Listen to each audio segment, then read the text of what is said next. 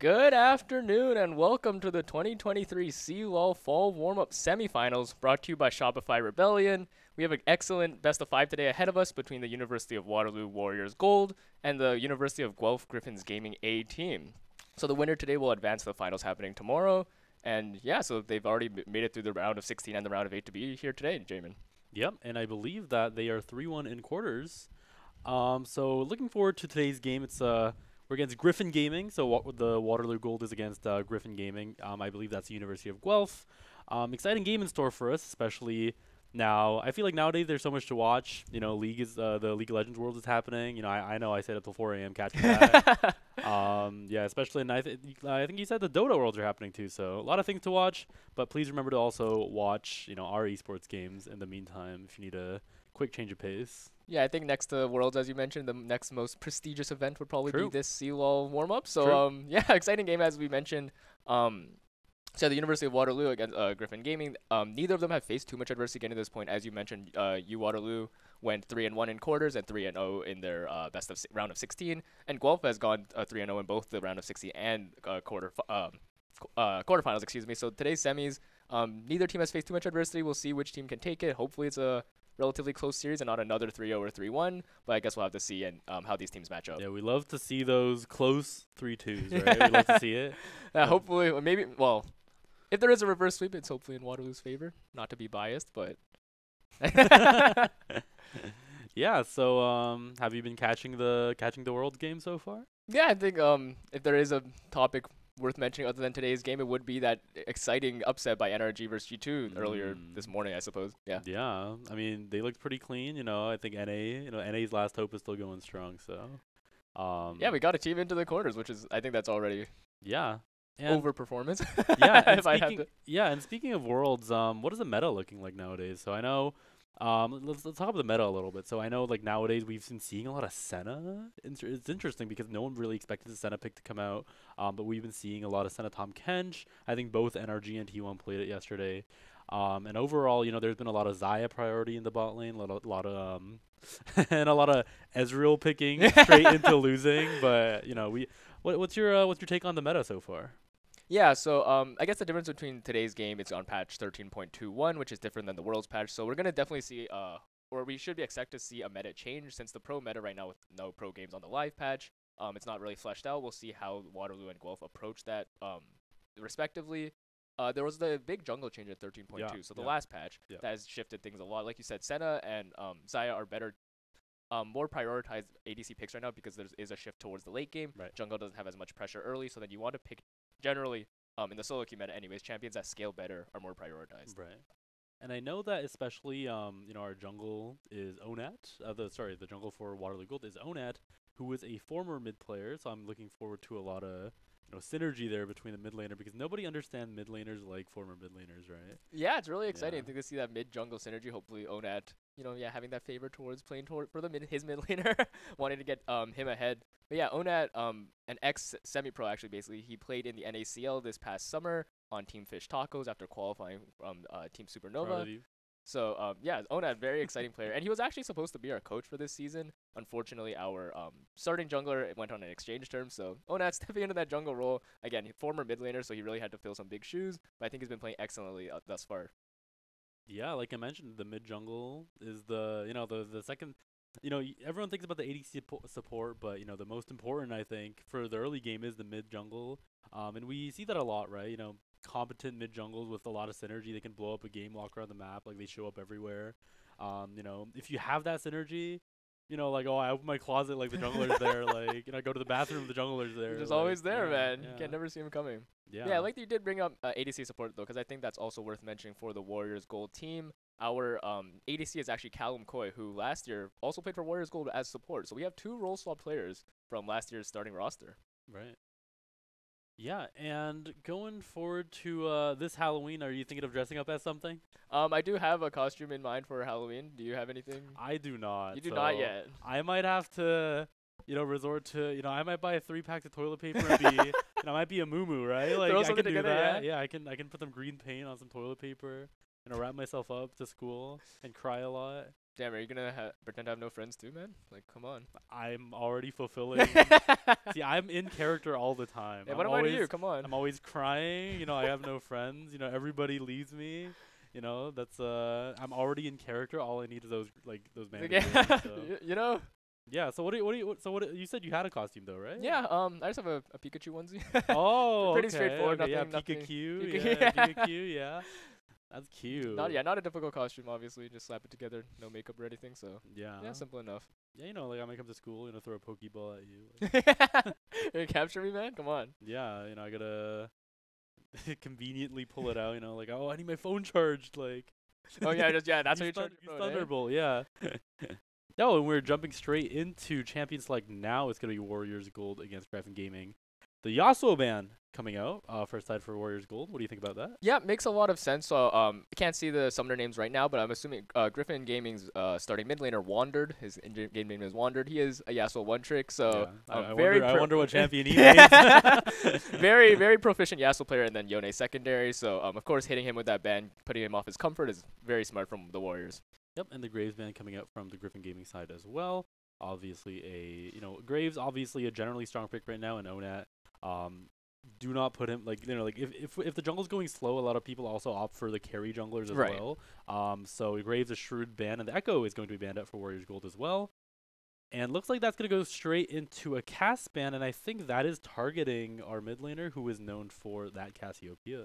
Yep, worth mentioning Plex. Not exactly a one trick, but he is very proficient on Cassiopeia as well, so get these mid lane comfort picks getting banned out. That Echo, I'm very curious about whether it's a jungle or mid pick. It's not a very popular champion at all in the meta right now, and as we mentioned, Wandered, not exactly known for Echo, so my guess it would be a jungle ban from the side of Warriors there. Yep, and the Thresh is going to be banned out as well. I think Thresh is pretty strong this meta, if I'm not wrong, and always a menace. Jarvan is hovered on the ban side as Gryphon as well. Ivern also interesting to see that we do have some jungle targeted bans on the side of Gryphon Gaming, so trying to block out Onat, or they can ban the cat, or they can do that, or Jarvan.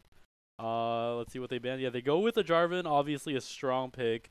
Especially Worlds, and after the World Pets as well, Jarvan is always such a menace in the right hands. And we see the Jinx hover for Warriors Gold.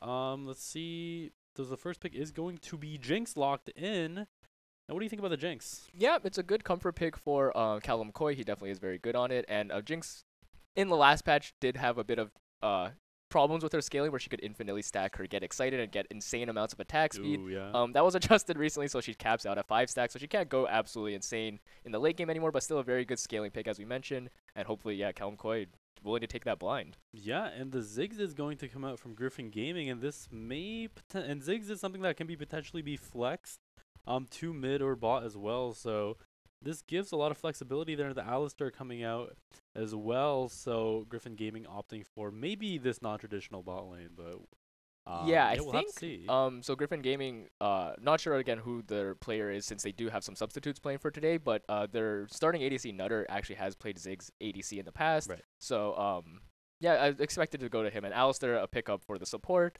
I imagine that the support for Gryphon Gaming today is Danny Quick. He is known to be very proficient on the Thresh, so that Thresh ban coming out likely hitting him. He takes the Alistar instead, also a very strong pick. Not typically match up with Ziggs in my experience, but we'll see if that works out for them. Yeah, I mean, knock them up and throw a bomb on their head, maybe, we can see the combo. But the Nautilus is locked from the side of for the side of Warriors Gold, and the Victor hover. Obviously, the Plex known Victor player as well as Cassiopeia. So now that the Cassiopeia ban is out, this seems like an obvious choice in a way. But Talia is hovered as well. Talia, strong pick in all metas, and Talia is going to be the pick that's locked in. Maybe that's going to do a little bit of dissuading for the Alistar W, perhaps. Always good into those dash champions. Yeah, Talia, great controlled mage. It is curious, again, it could also be flexed into the jungle. I know Onat does play it, but in the mid lane, so it is possible to be flexed in the jungle, although not a very popular jungle pick at the moment. And yeah, like you said, Jinx Nautilus is very solid, very, I guess, popular matchup together, very solid combination. And Wandered going to pick the Yone.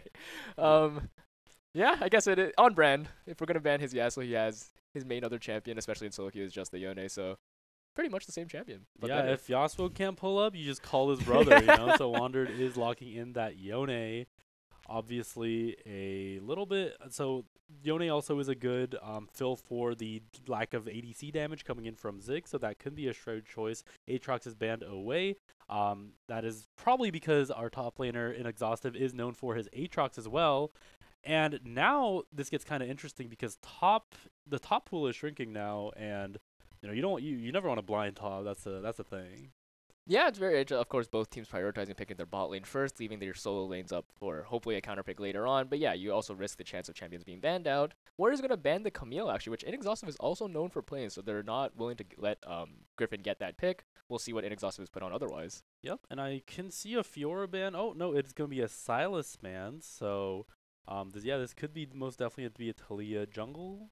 That's what people are playing her nowadays as well. Yeah, seems like the case. Yeah, and now we have this last ban coming up. Looks like it's gonna be a Maokai ban. I think Maokai is just so strong. And I mean, as we saw in the Worlds patch for sure, definitely a very high priority pick. Yeah. Probably still just as good right now. I don't think he's been nerfed specifically. Known for some stronger ganks, so not exactly the meta right now as ganking is not as prevalent, but still a solid pick. Yep, and Poppy is hovered on the side of Gryphon Gaming. Poppy always one of those, like picks that aren't exactly like too meta, but come out, pretty often as a counter to as kind of an off, like a semi meta, semi pocket pick, semi counter to a lot of dashing champion type picks. So Poppy is going to be locked in for Gryphon Gaming, and this might potentially lock up some of the, this might dissuade Warriors from, pursuing some of those more dashy champions, but we'll have to see because, there's no Jarvan, there's no... and Cassante. So Cassante is actually very exciting, or worth talking about this patch, because just on 13.21, their live patch that went live on Wednesday, Cassante got buffed after his mini rework, and he is actually extremely strong right now in solo queue. So I was curious if they were Inexhaustive locks in the Cassante. It's not a champion he plays very often or is known for, but given just how strong the pick is, it doesn't surprise me. Yeah, and Cassante, I think, is one of those tops where you can blind pretty comfortably into... like 90% of the other tops. I don't think Cassante really has like too strong of a counter. So smart pick by Inexhaustive there. And Orianna, can't really go wrong with an Orianna. Yeah, very solid pick. Another high prio pick from Worlds. And if this is the Orianna, it confirms that the Talia is of course going in the jungle for Onet. And yes, it will be the Orianna for Plex. And just to touch again on that Poppy pick, it could be Flex, jungle, and top. So we'll see where they decide to put it. Again, the Cassante pick, whether or not they thought it was a Poppy top or not, has very few losing matchups, Poppy being not one of them. So regardless, a very solid pick from the Cassante. Yep. So we'll see what Gryphon Gaming picks for their last. Ooh, Diana is hovered, so this will mean it might be a Poppy top. It would be, it is going to be a Poppy top. We don't see those very often nowadays. This is interesting. Yeah, Poppy top, Diana jungle, very uncommon, both in the recent pro meta and in solo queue. So maybe this is one of the Gryphon Gaming substitutes coming in with one of their comfort picks, or maybe this is something they've just cooked up. They think they got the winning draft here. Yeah, Wandered is probably, punching air right now. Oh, if only I was Yasuo. You got the Alistar, you got the Poppy, you got the Diana. Even the Ziggs, this is a perfect game for Yasuo. Yeah, it would have been amazing, but Yone, I think, in my opinion, even more annoying than the Yasuo. Obviously not his exact comfort, but surely he'll be able to put up at least a decent performance and having that wombo, like you said, with the other champions on his team. Yeah, and I think Poppy top is actually a pick that, actually requires a lot of finesse, I think, to have impact in the game. Laning as Poppy is always, Poppy has a deceptively powerful laning phase. Right. Like you would think, like the Aatroxes and the Camille's, but, Poppy actually has a pretty good laning phase. And we have to see if she can successfully neutralize as Cassante, like you mentioned, is very strong this patch.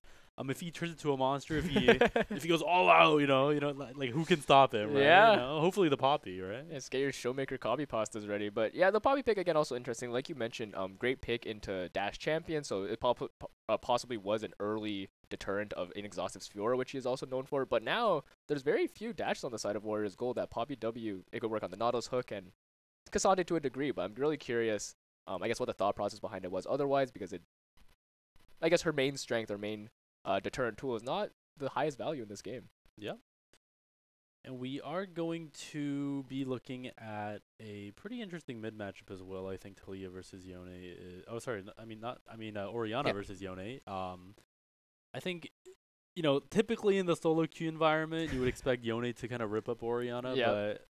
with a pick like Talia, with a very once you have that shockwave online, once you have that strong gank setup, we can see a lot of roaming coming in from this Talia. I think Diana, while she is a very good ganker, obviously Talia is the god of level 6, the god of level 6 ganks, and the god of making those plays early with the seismic shove. And as we've been talking about, that mid-jungle synergy on the side of Warriors with Onat and Plex, we'll have to see if Yone doesn't overstep, Yasuo syndrome. Syndrome is definitely a problem. It's probably a similar case on Yone, something just want to go all in, especially like you said, since you should, well, not should per se, but you do want to run over your lane, ideally. I'm really curious of the Diana pick again, just with what kind of jungle pressure will come out from that. Again, not a popular pick. I don't actually know how she operates in terms of early ganks or not, but yeah. We're getting into game in just a moment, and we'll see how this plays out. And I have faith in Wander that he's not gonna, press Yone E when running away or something. So. I mean, I'd hopefully he knows his champion better than that.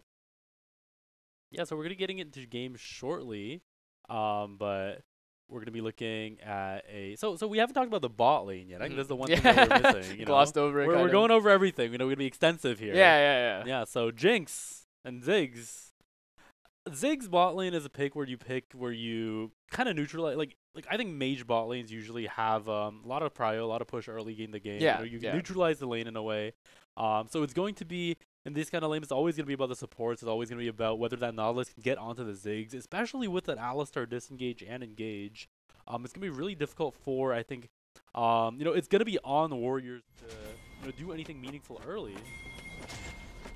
And yeah, just looking at the comps, actually very surprising. So from the side of Gryphon Gaming, that actually is their starting roster. So we were previously informed that they would have some substitutes, but no, that is their starting five. Maple Shade, Toothbooth, Wander, Nutter, and Danny Quick. And Warriors walking into the top side of Gryphon. Yeah, we got a little invade action going on, getting that ward early on the red buff. Not going to be spotted otherwise. You got to watch out. It's T1 Maple Shade. It's not normal Maple Shade. Well, he's up against a T1 Jest. Again, that is Onat on the Talia. That is not his actual, I guess, gamer tag. But yeah, his in-game name, T1 Jest, against T1 Maple Shade. Yeah, so, these guys are taking a quick break from Worlds to come plop down and play some CLOL. Yeah, I mean, I guess T1 also had an exciting series today, taking down Billy, who had their number back in MSI. So exciting for the T1 fans. Yep, and speaking of exciting, we're going to see Toothboost is getting spotted out on this top ward. We're early. But yeah, top side, so they are going to bot lane. And it looks like a standard start for the jungler is going to be both junglers starting top side. We're going to probably maybe see a standard clear into bot. But for now, early trades going on in the bot lane means that Callum Coy has shaved off a little bit of HP off the Alistar in exchange for his own. But with the Alistar passive, we have to see a little bit longer to see what transpires in Exhaustive and versus Maple Shade in the Poppy Cassante matchup. Poppy picking up the buckler, a little bit of trading action going on here. Cassante versus Poppy. It's two characters. You can see in Exhaustive hit level 2 first miss. The Q goes wide. The graphs are being procced everywhere. The buckler is a little bit hard, and with the corrupting potion early, Poppy is actually really strong on this trades. Yeah, corrupting potion early is a bit strange. Just a bit ago, but again, in patch 13.2, they buffed all the starting items. You got your Doran's items, which are very popular. You're just really, you got a hook. A hook onto Nutter means that Zenden is going to be doing a lot of damage. The Callum Coy, unfortunately, does not have the strongest follow-up yet. But a little bit of HP off the bot lane means hopefully more prio once these junglers come down in Exhaustive. Ouch, that was a massive grass proc with the buckler. Maybe I'm eating my words here. The corrupting potion giving Maple Shade the push here. Really, I guess oppressing Cassante. Maybe not as broken of a pick as I thought, but again, in Exhaustive not also known for his Cassante, so maybe he's not so comfortable on the champion right now. Yep, and this is the Poppy bread and butter. You eat forward on the minion and throw your buckler with the grass. At the Cassante, the wave is going to be crashing in, but without a jungler nearby, no dives are going to happen, I believe. A little bit of warding action going on down here. Looks like there might be a contest for the bot scuttle. Yep, and Plex playing back. Toothboost is spotted out on the minions, I believe, so There's going to be a little bit of a map split going on here. Onat is controlling the bot side. He is spotted out on this ward. And Diana, it looks like, is going to clear the top scuttle. So a little bit of neutral gameplay going on. Nothing too exciting. Yeah, it looks like they considered contesting it, but with the bot pushing in towards the Gryphon side, they didn't have that bot Frio, so Tooth conceding that bot crab, just going straight to the top crab and getting it back. So nothing won there. As you can see, 28 to 28 CS in the jungle. Very even for the time being. Yep. We see what the first item back for Cassante is. Obviously, it is the Sheen. The teleport back from Cassante means that Poppy is going to need a back timer soon, but without any junglers nearby, this should be a pretty standard top lane experience. Oh, and more trades going down in the bot lane. Kalimkoi firing the missiles, a nice hook through the minions onto Nutter. He's going to go down solo. Kalimkoi with a flash rocket, but that is not enough damage. Very close. Really nice hook by Zenden there, but very close, but no cigar. Yeah, they almost had him there. Nutter, unfortunately, doesn't even have to burn his flash. So Kalimkoi burning his flash for nothing, almost getting the kill. The potions were ticking there. I think that might have saved Nutter on the Ziggs. Danny Quick did use his flash though, so at least that is small consolation. Yeah, and that means a little bit of EXP missed for Nutter. Ooh, aggressive trade. And we notice Plex has no mana. Diana is sitting in this bush, so we can see a very aggressive play coming out here if Plex stays a little bit longer. Is he going to build a Q2? Is Wander going to go in for this trade? Looks like Plex is playing it safe. Tooth not wanting to force anything too hard without having vision on either the Nautilus or the Talia at the moment. Looks like we have another movement towards the bot. Jungle Tooth is going to go in. Yeah, and Nutter is ready and on standby. Wander is going to come over the wall. We have to notice that level 6 is not on any of these characters. Onat seismic shoves 2 players from Gryphon back, and it's going to be a little bit scary for both sides there, but overall, nothing happens. Yeah, Onat, with a lot of respect, flashing very early there, not willing to risk, I guess, getting taken down. So he was going to have to burn his flash, but at least he gets to stay alive. I'm going to say a good play by Gryphon, just being there and being ready to make that play, knowing that Onat was going to walk through there. Yeah, I don't think they expected Nutter to be waiting in that pixel. A good play overall by Gryphon. The pace of the game, the gold lead, there's a little small gold lead on the side of Waterloo right now, and with this extremely huge top wave, we expect to see it grow a little bit more as well, but obviously we don't know until usually the first Rift Herald what this gold lead really means. Yeah, there's that big wave bot that Nutter is cleaning up right now, so that's also going to sway a bit back. But very slow game so far, obviously only 6.5 minutes in. Probably a bit early to be talking about this, but if we were to go into the late game, which many games do go nowadays, what comp do you prefer in the outscale game? Ooh, I think my brain says Waterloo's comp is a little bit obviously in a late game scenario, like traditionally like good front to back comps, like with a good tank and especially with an ADC like Jinx, will excel. But I think the Gryphon have so much. Oh, and the Poppy ult. Sante having a little nap on the flight there, just lying down. Yeah, inexhaustive, actually. Yeah, you can see he went all out. He has his. Oh, and he is still going all out. Maple Shade managed to dash so far, and Onat comes out of nowhere with the steel chair, but he misses the steel chair. So Maple Shade is going to be getting it safe back. A little bit scary for both sides there, and Onat with a nice attempt with the Weaver's Wall. But that means Talia ult is down for now, and I think Gryphon is breathing a sigh of relief that they have used this timer. Yeah, good play there by Onat, frankly. Obviously didn't get the kill, but burning the flash, forcing the Poppy to, make an unpreferred situation is great. Right. Inexhaustive also making that play start with the going all in. Yep, and I think Flex is baiting for a Yone EQ here, maybe for the Talia, but Wandered, he has too many years of Yasuo and Yone training to fall for that, so. Yeah, I'm not going to fall for it. I actually haven't seen him use his E. Oh, as I say that, there he goes. Just using it to clear out a ward. But yeah, mid lane, he's had to push at times, but doesn't seem overly aggressive.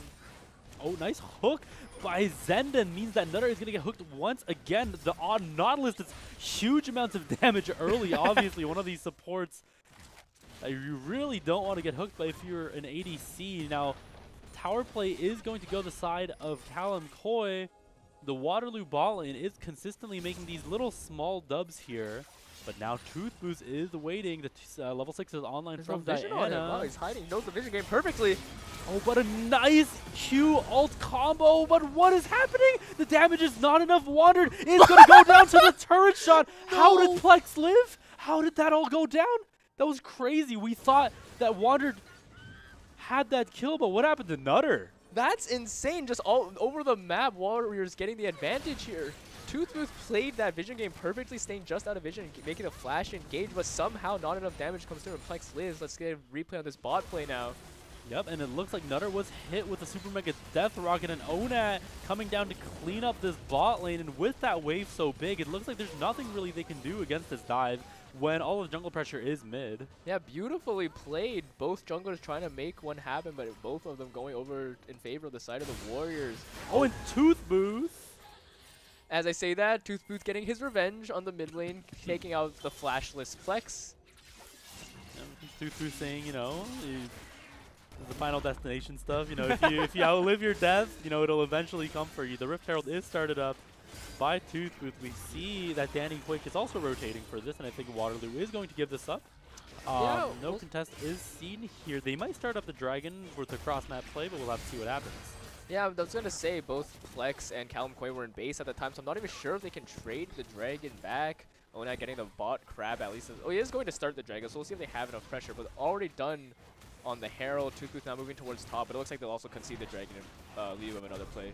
Yep, and Toothbooth is on standby to gank this Cassante once again. The E is stopped by the unstoppable charge of Cassante. And obviously this boy, an absolute unit. Well played by Inexhaustive, recognizing that, you know, he knows his champion well enough to not to be able to avoid that E stun from the Poppy. Staying alive there without even having to burn flash. We have a play coming mid now. Yep, and Zendan running in with a hook. This man cannot miss a hook. Alistar has to ult. She is knocked back with a seismic shove, and Plex is going to pick up that kill. I think Zendan has attached a magnet to the end of his hook. His hooks have been actually insane this game, keeping Waterloo on the front foot this entire time. Danny Quick flashing out there, still not managing to stay alive. The kill going over to Plex. Another great play by Onat and Zendan. Yep, and Callum Coy is looking to get this turret play, if that even if it means taking a few Ziggs bombs, but it looks like Callum Coy gonna go for, we'll never know. But he probably got it. Yeah, he probably got it. Plates, also worth mentioning since the patch 13.2, not worth as much in the early game again, which also stopped snowballing, but still, money is money, so I'm sure Callum Coy is not upset about that. He also does have the sizable CS lead at the moment. Yep, money is money, baby, and it looks like Callum Coy in a little bit of a sticky situation. Ghost is going to be popped as well. He is dancing around this Etzel charge as well. How did he end up there?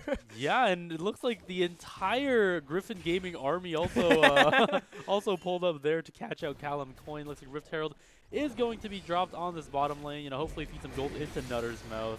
Yeah, they might try to go for the turret with the Ziggs satchel turret execute, but I feel like they might have played it a bit early. We'll see if they actually have the damage. The Herald doing true damage, it's better to drop it later on the turret hit than earlier, but... Yeah, but here comes Onat. The CC chain does huge amounts of damage to Toothbooth. He is going to be evaporated by the turret. Yeah, the play is not going to work out for Gryphon. They don't get the turret. Oh, and Wandered pops the early ult and snaps back. Onat needs to burn the flash. Nice little angle by Wandered there to get a little bit of an advantage, but I think Gryphon overstayed their welcome after that Rift Herald a little bit, taking a little bit of an L there. Yeah, it's another great pick by Zendan, locking up Toothbooth. He couldn't even move. He has no flash. He had no chance of living stuck under the turret, especially with the Talia Unraveled Earth. So, great play again by Waterloo. Yep, and trades going on all in the top lane. Inexhaustive is going all out. He is going to the Diana. It's over the wall. And he has not expected, I think, with Diana there. He was, he was hyping himself up a little bit. He's going all out over the wall, the boom, boom, boom, boom, boom, boom. And Diana just comes over like, hi. Yeah, unfortunate. Poppy was low on mana there, so I definitely think Inexhaustive saw the kill angle.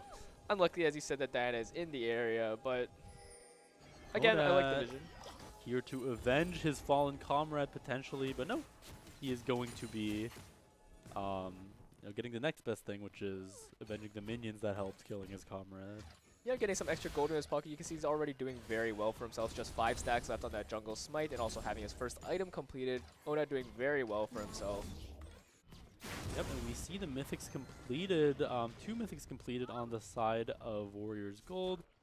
We see that Leandri's has come out from Leandri and the Crown respectively have come out from this AP mid jungle mage power duo. Oh, Callum Koi taking a little bit of the horns, and obviously with a Ziggs lane, it's all about the satchel charges. If the support is roaming, it's all about the Ziggs, like especially with that Rift Herald support. I think that's what the play Gryphon was going for. Right, easy first turret for the Herald plus Ziggs combo. Very hard to stop it, and so they will get that extra gold injection into them. And they're only down about 700 gold right now, despite the unfortunate events that transpired earlier. Yep, and with Infernal coming up in a minute, it looks like Warriors is going to do a little bit of preliminary setup around that area. But for now, nothing too exciting. But we see that Zenden is, Zenden walking around with his magnet hook. He's looking for another play on the mid lane. Onat's also hovering. As you mentioned, Dragon spawning in 1 minute. I believe both in exhaust. Oh, and the Weaver's Wall is going to come down. Wandered uses the E early to try and maybe put some distance between them and Waterloo Gold. And the ult is buffered. Wandered taking huge damage, but makes it out alive. Not quite sure what happened there. Danny Quick deciding to flash. No one goes down, so I suppose not the worst. Oh, Zenden fishing for a blind hook there. Yeah, Onat looking for that play there on Wandered mid. He didn't actually get the full distance on the wall to actually cut him off.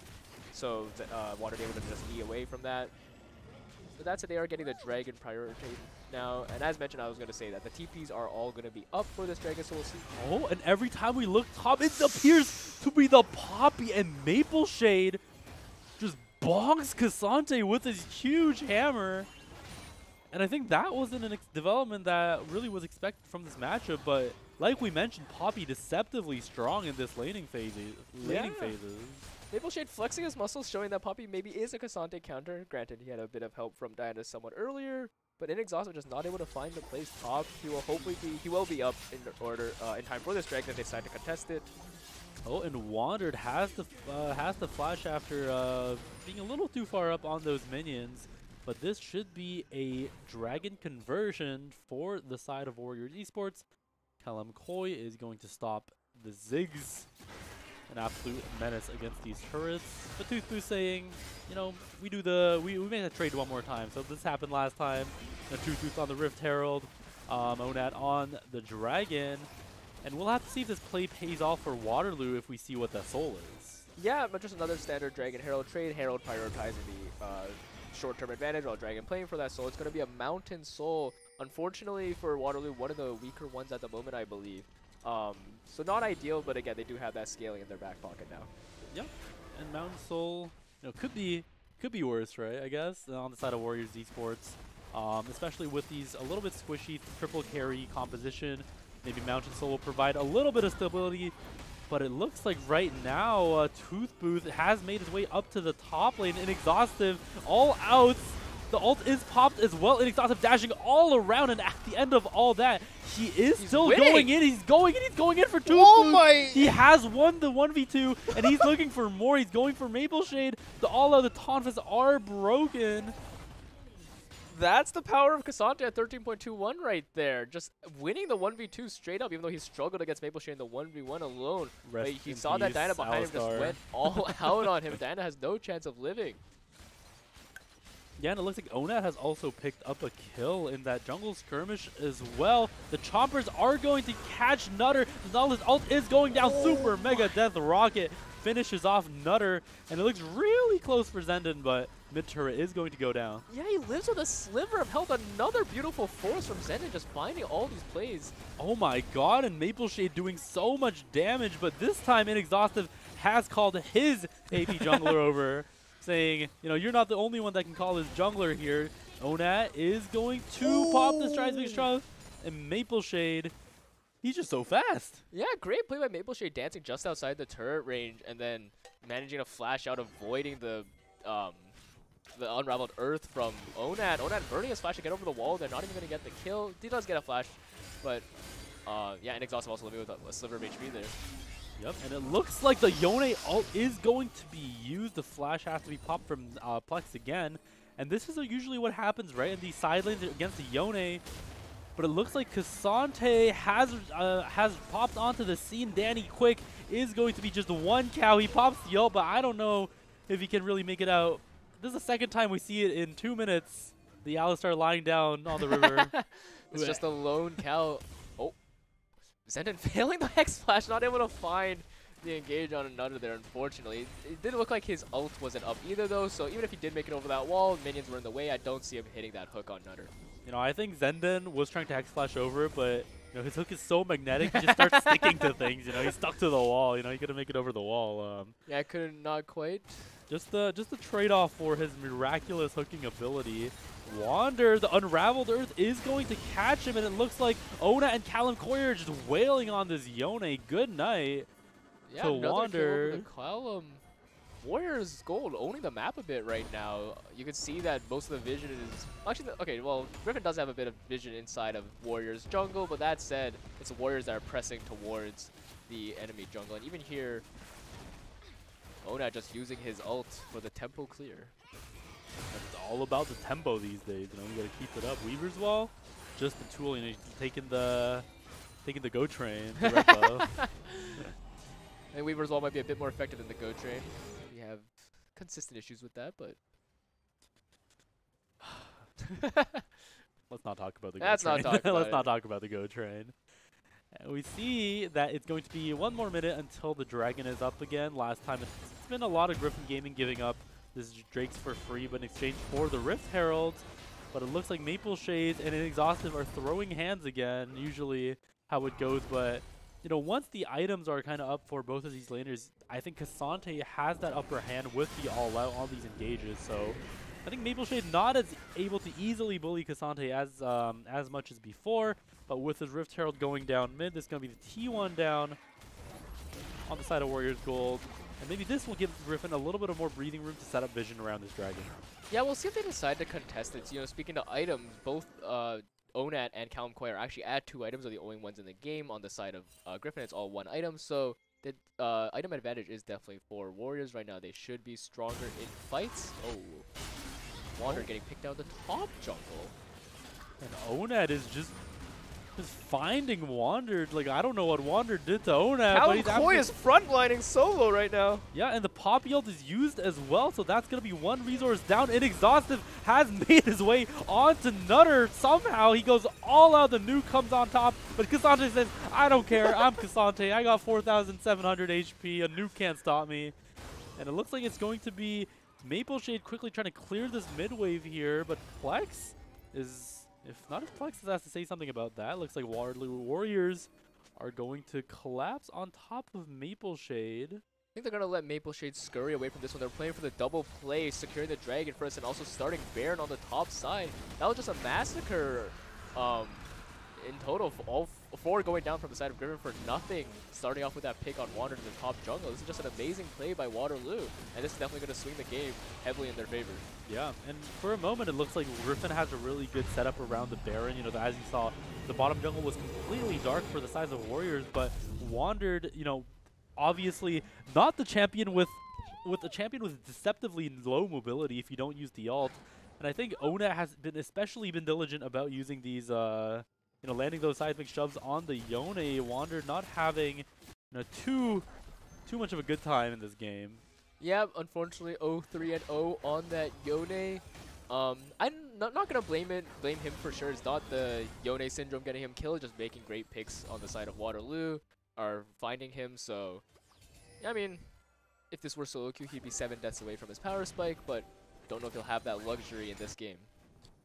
Yep, and Onat has appeared in the top side. This top tier 1 has been alive for way too long. That's what Gold is saying right now. The seismic shove comes Maple out, Shade's but flash not is about that to come much up. damage. Maple Shade is very, very tanky. Now the rest of everybody actually is pulling up here. Maple Shade is going to down a bit low. She goes back in, but that's through the rocks, and the Nautilus ult is used on Tooth Boost as well, and it looks like Warriors is going to continue this push onwards onto the turret. Zenden simply does not care. He walks through all of the landmines, and Nutter is forced to retreat, and Callum Coy is getting excited. Yeah, they're turrets. losing everywhere on the map. That was a 4v3 play top that they just went 2 for 0 in the side of Warriors. And Exhaustive actually solo killed Wander on the bot lane. Callum Coy free pushing mid. the game is just falling apart for Gryphon Gaming. Yep, and it looks like the mid-bot inhibitors are the next targets of Warriors. A nice hook by Zenden means that Danny Quick has to pop the Alistar ult. And just when my faith in him was wavering, you know, Zenden throws out another hook. Yeah, as Beef high and iron, that hook just finding Danny Quick again. Oh, and Maple Shade is going in. Looks like this is the chance for the Gryphon to make a comeback. A huge Yone ult fate sealed on the sides of Waterloo. The nuke comes out on top of Gryphon, but now is where the real game starts. Can they get more? Can they push another more of this advantage? Nutter is going to be hooked on by Zenden, but it looks like he's sacrificing himself for the sake of the greater good. Plex and Onat on the run now. Wandered once more, so does the Alistar. Onat is trying to channel the back, but Gryphon, you know, not wanting to walk in too hard, and with these Baron empowered backs, they're going to make their way out of there. A really, really sharp engage on the side of Gryphon there. Yeah, just an overstay from the Warriors on the bot in him. Toothbooth finding the engage alongside Wander, getting 2 kills immediately and chasing the Warriors out of their base. Fortunately, not everyone going down, but there were some big shutdowns given over. Yeah, and I think Wandered has a little bit of a redemption arc going on here. From 0-3 to 1-4-2, that's a very huge improvement, especially, you know, Yone is one of those champions where you can be behind so much, but that ult is always impactful. And we see the Hullbreaker come out of Yone, actually. Yeah, great play from Wander, putting himself back in the game. He's going to, like I said, invest that into a Hullbreaker. So it looks like he's going to be prioritizing the split push, maybe trying to find revenge on Inexhausted for the earlier solo kill. But I guess Gryphon will not be trying to prioritize the team fights, which may cost them, as the Dragon is spawning in 120. That would be the soul for Waterloo. And if you have a Yone investing money in that Hullbreaker, might not be the best team fighting item.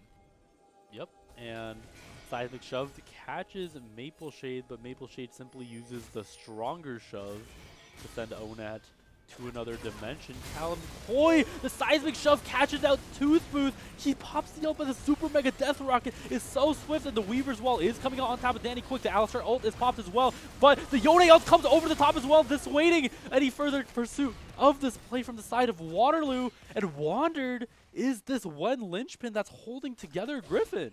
Yeah, it looks so good for Warriors, getting that amazing pick on Toothbooth, not able to escape with the blast combo. Wandered coming in, taking down Onat. That's his first death, and 1,000 gold shutdown over to the Yone. Yeah, and Wandered, you know, it's looking like Onat versus Wandered right now. These Seismic Shoves are looking really, really good. That unexpectedly catch out the players of Gryphon, but every time it looks like a one-sided victory for the Warriors, Wandered comes out over top out of nowhere with a Fate Sealed. Always kind of equivalizing the play, if that's a real word. I don't know what the word is, but yeah. I'll give it to you. I think that she's sending the right idea. Equivalizing? Equalizing. That's the word. That's the word. No rumble in this game, but yeah, no rumble. But yeah. But yeah, that Yone having a lot of gold on it. We could see the gold lead still almost 9k for Warriors, which is a huge amount. But when it looks like Zenden has overestimated his tankiness a little bit, Nutter is going to get the kill here, but the Inexhaustive has come out over top again with... Is he going to go all out? He goes all out, but he Wandered escapes over the wall. He says, "You can't catch me here," but Onat manages to get the kill. Maple Shade pushes Inexhaustive back into the team. Danny Quick has jumped onto the backline of the Warriors, but without follow-up, Callum Shockwave! And Onat with the Shockwave. Toothbooth has no escape. He tries blending in with the wolves, but you are Diana. You are not a wolf. You are not Warwick. You cannot do that. And with this ace coming out, it looks like it's going to be game 1 going to Waterloo. Yeah, that looked so good for Gryphon at first, finding that pick onto Zenden early. But the Cassandra coming on their backside, just creating chaos. Gryphon forced to back up, and Jinx, once she got excited, that huge shockwave just turned the fight around. It looked really good for Gryphon there, but with, like you mentioned, the shockwave, the Super Mega Death Rocket, the Jinx Rockets, get excited. That is going to be game 1 going to the side of Waterloo. Yeah, and in quite convincing fashion, there were a couple of lapses towards the end there, Warriors getting caught a bit, but in the end, that was a pretty quick game. They won before even getting their soul, and yeah, just a pretty clean game from them overall. Yeah, and I think especially the Talia, you know, I got to talk about Talia. That was the most impactful pick this game. You know, in these standoffs, in these like little vision fights, Gryphon will be walking around getting a lot of good vision, and then the blue circle, Yeah, the seismic shock. the blue circle appears around their feet, and they're like, oh no. Yeah, they're just caught out and they can't even dash away to the unraveled earth. So excellent play from Onat. And yeah, like we said, great performance from him, even though he did draw 2 bans in that early draft. They banned out both his Graves and his German, but he has that deep champion pool, pulling out the Talia jungle, which isn't too common, and making it happen. Yeah, and Talia, especially the champion that if you are proficient on Talia, it's an absolute treat to watch, and I think Onat definitely displayed that. Callum Coy and Zenden also like consistently winning the bot lane helped as well. They always had them pushed in. I know that Rift Herald came down in the bot lane was it was actually Gryphon that pushed bot tower first, I think, but I think especially those early plays, making sure that Ziggs and Alistar didn't really have a chance to impact the map as much. I think that was really huge for the side of for the Waterloo. Right, Ziggs not able to come online essentially. Did get those early turrets, but just not converting it to anything. And so yeah, great game from the Waterloo Warriors, going up 1-0 now in this best of 5. And we'll see how the strategies change going into game 2. Yeah. And thank you to Shopify Rebellion for bringing you this stream. Thank you, Shopify Rebellion. Woo!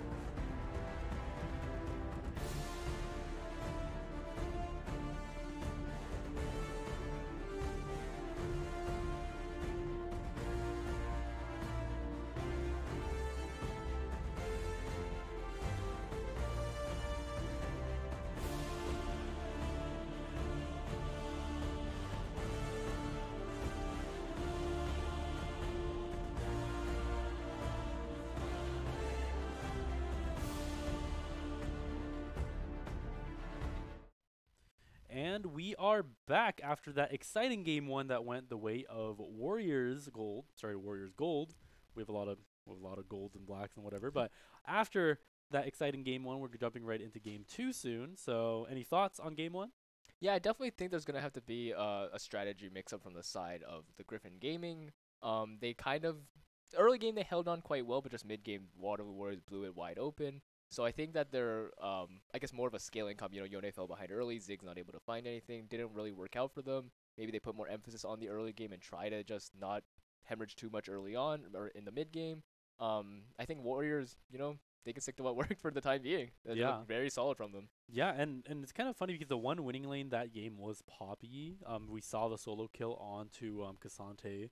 And like Poppy had a lot of prio as well, but Poppy isn't really a pick that you take over a game with necessarily, right, which is the one caveat of picking her. Like you might like dominate with her in lane, but you have to extend your lead somehow, and especially when the split pushing, like especially when their other top laner gets better at split pushing as the game goes on, you have to kind of go to the objectives, make sure you're securing more things, because at the end of the day, the Rift Heralds were secure, but Waterloo had so much control over that dragon the whole game, and that was a pretty free soul, I think, if that game went on anyways. So yeah, like you mentioned, they didn't even get the soul, and Warriors still winning. So with that early game advantage with both Heralds, Gryphon still not able to convert it.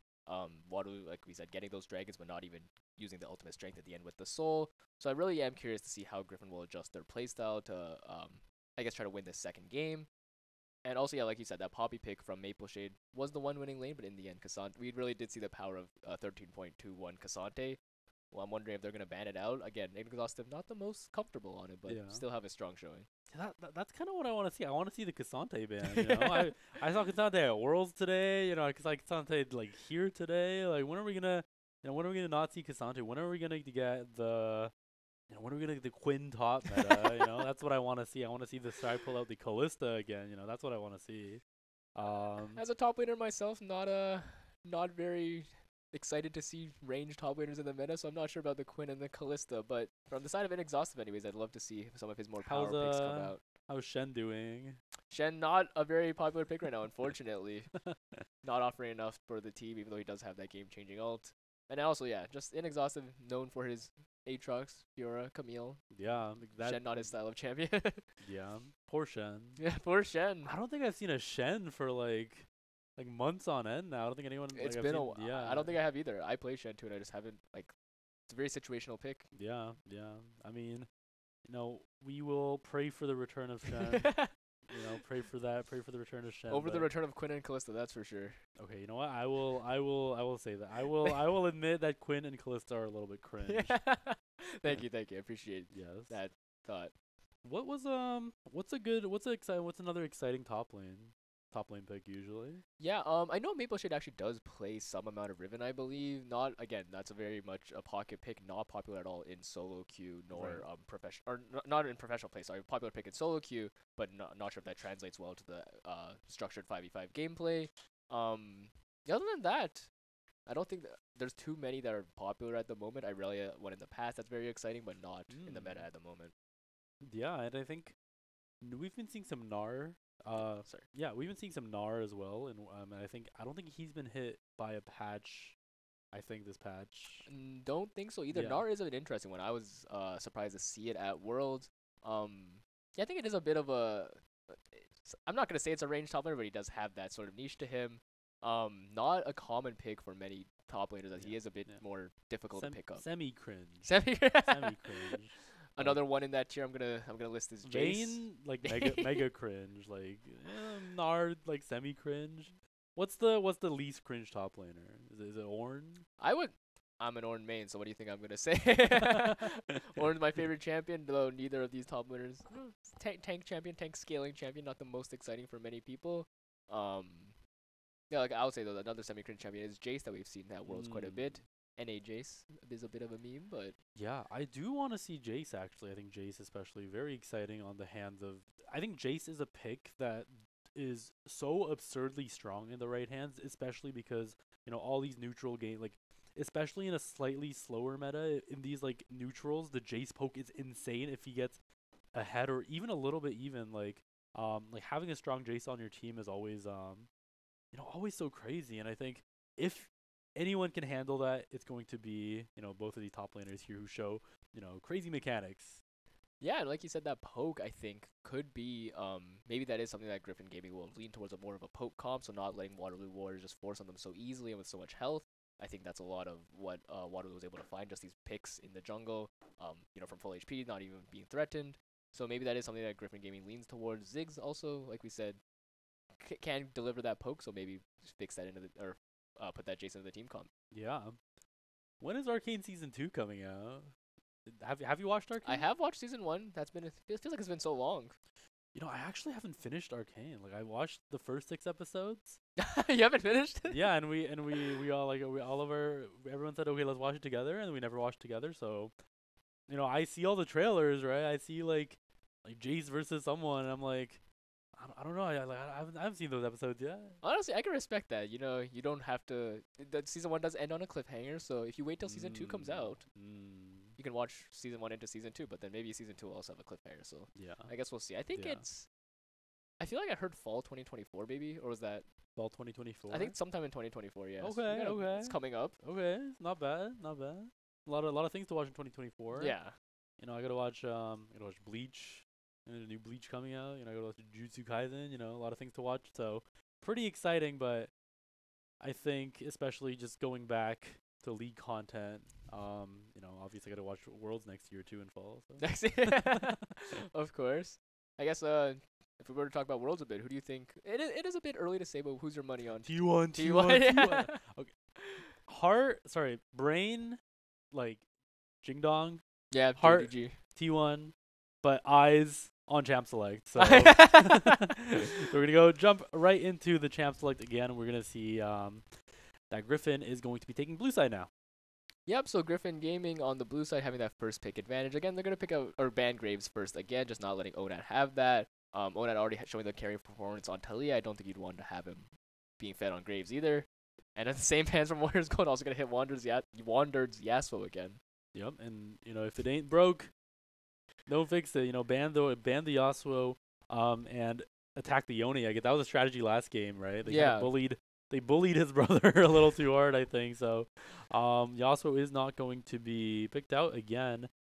And the Cassiopeia ban, very respectable. Like we mentioned, Plex is a very strong Cassiopeia player. And so far, looks like both teams are running it back on these bans. Yeah, like you said, if it ain't broke, don't fix it. Definitely works for the side of Warriors Gold. Gryphon running back the bans, even though they did lose. Again, they are on blue side, though, so maybe they're planning to make a first pick that is going to be something taken away from Warriors, and they're actually going to ban the Poppy. Yeah, and Jinx is going to be banned from Warriors here, so it went from if it ain't don't fix it to if it is broke, fix it. Yeah, something like that. Something like that, and we're gonna be seeing the first pick out from Gryphon Gaming. Now this is going to be really interesting. Do we see the jungle pick? Do we see the top pick? What is a good blue side first pick in your opinion? Yeah, I do like the Jarvan pick a lot. That are going to lock it in. So earlier in the last game, they were forced to ban both Graves and Jarvan, so that Onat couldn't first pick. But now that they have the first pick, they can save that third ban and pick the Jarvan away for themselves, take it away from Onat nonetheless. But yeah, that Poppy ban, I'm very curious why they would make it. Maybe there is higher Poppy priority than I would have thought this patch. Again, Inexhausted not known for playing Poppy either. Right, and I think going for the Jarvan pick right after the Poppy ban is a shrewd move. Obviously, Poppy has been a traditionally strong counter pick to Jarvan, blocks the EQ, and if you ult the Poppy will just EU against your own wall, and that's very, very sad.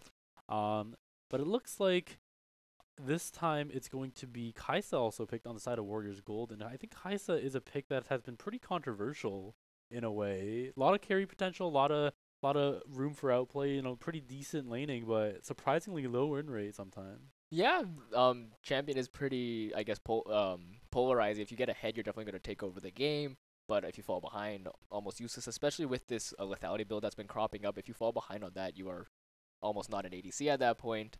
But yeah, Calm quite willing to pick it for himself along with the Alistar for that early pressure, so I think this is a very strong lane. We've been seeing it at Worlds as well. It's just able to dominate lane. If you are finding the right plays. Yeah, Zendan saying this is how you play Alistar now, so he's about to show him. What what that is going to be about. But Xayah, interesting pick, very strong, obviously, in the world's meta and current meta as well, and especially into things like Alistar and Kai'Sa. In one word, dive. If you're against dive, Xayah is a pretty, can't really go wrong with the ADC Xayah. Yeah, of course, and Xayah Rakan, very common or very popular combo in the world's meta. They're not going to pick the Rakan here, instead opting to pick the Sylas, which I believe will be for mid lane. And this is just a very common counter pick into the Alistar. When Sylas takes that Alistar ultimate, he's just unkillable but still doing damage. Yeah, Sylas with Alistar ult, I think genuinely one of the most disgusting things of the game to watch. You think you killed the guy, and then he presses W, and then he's like 100 HP again, and then... Insane combo. Yeah, he's crazy. So I do imagine that would be, well, we do know it should be Wandered taking the Sylas mid lane, given that we have the Jarvan picked for the jungle already. So Wandered taking off the Wind Brother duo that he is very commonly known for, just to get that Sylas counter pick into the Alistar. Yeah. Is Sylas the Wind Brother? I don't think so.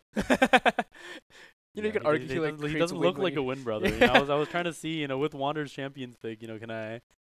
Is he a Wind Brother? But it looks like Ahri is going to be locked in on the side of Warriors Gold, which is pretty... Again, Ahri is it is definitely one of the picks of all time, right? It is a very stable pick, very staple pick as well. But Sylas actually likes Ahri ult as well, so we'll have to see how that matchup goes. I think Sylas into Ahri, Sylas into Akali is always exciting of a matchup to see in the mid lane. Yeah, and quite common as well, both very popular champions. And just looking at the bans now, we're going to see the Cassante ban come out from the Griffins, not wanting Inexhausted to play that again. And Warriors banning Camille. Quite interesting banning their own champions here with the Jinx and Camille bans again. Inexhausted is a very proficient Camille player. Yep. And with the top lane pool going down, I think maybe Gryphon is saying limiting the amount of blind tops that Warriors can pull out, but we'll definitely have to see. Renata Glask is the ban locked in for Warriors. Pretty interesting ban. Yeah, I'm curious. I guess they don't see Danny Quick's Rakan as a specific threat. Like, again, they could get that Xayah Rakan combo now. But Renata definitely disgusting when you have the Sylas with Alistar ultimate. Just being able to have him be unkillable, have all these heals, and also have a revive on top of it, it would be an absolutely insane combo. And Onat will not be throwing another rock this game because Talia is banned away by Gryphon. Yeah, Gryphon denying all these jungle picks from Warriors Gold. Again, that Poppy could possibly be a jungle ban as well. But we'll see what Onat pulls out instead. He does have a very deep champion pool nonetheless, so maybe not as comfortable as a pick, but still definitely something he knows how to play. And Kindred. That is not what I expected. So we have Warriors Gold Pyosik. But obviously, if you have Ahri, which is not the highest damage mid laner, we can see that with the good gank response of Ahri, it is really possible to snowball a Kindred as well. And with Kai'Sa and Ahri being kind of low, like mid-range to low-range characters, having a good Kindred with solid amount of mark can definitely be good insurance for the late game. Yeah, I think the key word there is good Kindred. Not to say that Onat is not going to be good on it, but it's definitely not a champion he is known for. Again, he has a deep champion pool with having checked his solo queue history, but Kindred was not one of the ones I came across. So this is a very spicy pick from the side of Warriors. Yeah, and Gragas has been picked on the side of Gryphon Gaming as well. One of those, again, like blind pickable top laners. Yeah, this is a spicy draft. Blind pickable top laner for sure, but not one that's common at all in the meta. Both AP Gragas and Tank Gragas have been almost gutted recently in the past several patches. So very curious pick out for Maple Shade and willing to, like you said, take it blind. We'll see what Inexhaustive takes for the counter pick. Yep, and Nautilus is going to be final pick locked in for the side of Gryphon Gaming. Looks like a pretty good, pretty solid, well-rounded composition for the side of Gryphon Gaming. A lot of dive along with Xayah for stability, and it's going to be the Aatrox, of course, for the resident Aatrox player. Yeah, we'll see if they regret leaving Inexhaustive's Aatrox open. By far his most comfortable and strong champion that he enjoys playing. So, not sure how much Gragas he's played into, but certainly something he'd be comfortable with, I'd imagine, if he's willing to pick it. And again, yes, that Nautilus pick is something I wanted to touch on. Rakan open, didn't take the Xayah Rakan combo, so maybe it's not something that Danny Quick is particularly comfortable on. I think as a T1 fan, letting an Aatrox go through in a very important game is something that's like traumatic for me at this point. So hopefully, this isn't a mistake on the side of Gryphon Gaming to let this Aatrox through. Obviously, good Aatroxes or Inexhaustive gonna try his best King In impression from last year's Worlds. Oh my god, Which is don't what I remind me. imagine Oh, you're don't remind referring me. to. But yeah, we'll see how this game turns out. I think, like we said, very interesting drafts. The Gragas, the Kindred, and the Aatrox are all, I think, picks to keep our eyes on. Not expected to go through, I guess, in often time. So, Yep. I'm excited to see how this will shake out. Yeah, and if you were to pick one character that's gonna, shake up the game, introduce some variability to this play, what do you think? In terms of variability, I like that word. I think I'm going to have to go with Onat's Kindred. This is such a polarizing champion. If he gets his marks, if he's able to get ahead early, he's going to take over the game. But if he's kept down by the side of Gryphon Gaming, then he's going to be not the most useful. Yeah, I mean, Kindred, very feast or famine. You either, become the embodiment of death, or you become like a lamb, Yeah, just peaceful lamb, not doing much damage. And I am curious if that Gragas pick was also to counter Kindred in a way. You do have that explosive cask and body slam to knock them out of the Kindred ultimate to finish them off. That is something more commonly picked for the Gragas jungle, but possibly something that they can consider with the Gragas pick. And Silas also has Lamb's Respite now. Good point, Which is an interesting dynamic for sure. I think Silas is a pick that really provides Gryphon with a lot of options this game. Alistar, Ahri, Kindred, all very solid alts. I don't know if World Ender actually works on Silas, but that might give him gives the him life more steal. healing. Yeah. It's not as good as Alistar, but certainly one that he can take on a whim. And yeah, that's a great point to bring up. I wonder if Warriors drafted the Kindred with that in mind. Every time you draft a pick after Silas has been shown, you have to acknowledge the fact that they're going to have that ultimate as well. Right. So ideally, you could pick a champion that has a less useful ultimate. That would be helpful for your own team comp. Yeah, maybe Alistar just bonks him out of there. That's a good point. Yeah, Alistar does also have the knockback. So a couple ways to knock people out of Lamb's Respite this game.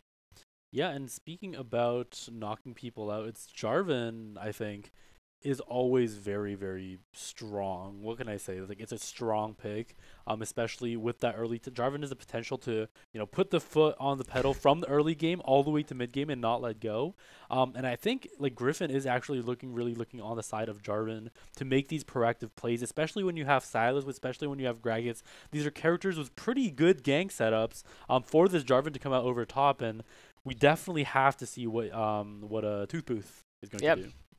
Toothbooth pretty aggressive on the Diana last game. We'll see if he can follow up with the Jarvan, as we'll be jumping into Summoner's Rift in just a moment here. Let's see the Jarvan. One thing I want to see this game is I definitely want to see the Kai'Sa carry. I think nowadays, now that we don't see the AP Kai'Sas anymore, now that we don't see the Void Seekers Kai'Sas anymore, I think plenty of Kai'Sas have the ability to make a huge difference this game, and especially against Gragas, Jarvan, Silas. It's going to be a little bit of a tough task, but we'll have to see if Callum Coy is up to it.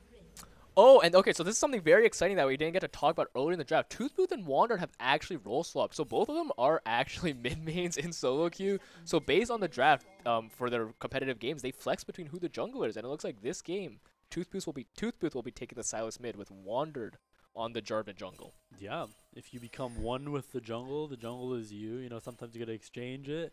So, they're just building up the synergy here, right? Yeah. Game 1, warm-up, experiment. Now they go to the game 2. You go to game 3. They'll be completely in tune with each other. Yeah, hopefully. Well, I'm not gonna say hopefully, but hopefully for the Gryphon Gaming, they'll have that synergy in time to not get 3-0'd. But yeah, other than that, anything else worth calling out you notice with the setups? I think we right now notice a pretty standard map split here. We notice 2 wards used on this from the side of Warriors Gold into this Gryphon Gaming, so they really want to keep track of where this Jarvan is going to be. And I think this Kindred pathing is going to be the key here. Where the mark spawns, where the Kindred, because in the early game, if a Kindred runs into the Jarvan, it's really tough for the Kindred to make, meaningful progress, I guess, in the jungle. Toothbooth, a little aggressive, a good trade's going down the mid lane, but I think it's all about the Kindred and her pathing. Yeah, like you said with the mark spawns, it can be a bit... Oh my god, Danny Quick doing his best Zenden impression from last game. Callum Coy is going to get chunked out and ignited. And the Nautiluses are crazy this game. Yeah, the Nautilus is just all with magnetic hooks. He's trying to show Zenden his own Nautilus play. They did actually just swap support champions, so they'll try to show each other up here. Yeah. As we were talking about, the Kindred Mark spawns, that first one with the crabs is gonna, it's RNG of whether it spawns top or bot. So with Onad pithing bot lane on the Kindred, hopefully that Mark spawn will be on the bot crab. Yep, and the clear is coming out for both these junglers. Kindred on the Raptors, Callum Coy, and Zenden. They are pushed into the turret a little bit, but with the Alistar passive, it shouldn't be too big of an impact, especially since Danny Quick and Nutter both have Burn Ghost and Ignite, and then has held onto the Ignite. And it looks like Onat is going for the invade here. Jarvan taking a path around to the red buff as well, and a sharp level 3 gank. A charm interrupts the E from Tooth Booth, and this is what we're talking about. You know, Kindred in the early game, can she make any meaningful plays? And with amazing synergy from the mid jungle, an early kill for Kindred is huge. Yeah, what an amazing charm out of Plex there. Like you said, interrupting the Sylas abduct. I mean, he did have flash. He possibly could have still lived, not respecting that, but just an amazing play from the side of Waterloo Warriors. Yeah, and again, Plex and Ona, they're making the making this jungle synergy. You know, Tooth Boost and Wander, we were talking about all this mid jungle synergy, but it turns out Plex and Ona were the ones scheming all along, and it looks like Ona is going to pick up her first mark. Yeah, so unfortunately it looks like he didn't, Ona didn't get the mark on the Sylas there. If he marked Sylas, Sylas probably could have known he was coming, so either way getting the kill is great nonetheless, but yeah, just that one mark at the moment. And you know, you as you were talking about with the Wandered and Tooth Booth mid jungle synergy, what if they actually have animosity after they both want to be mid laners? Oh, that's true. Maybe some hostile competition there. This is actually not synergy. This is actually, you know, I'm better than you. I deserve the starting spot on this roster.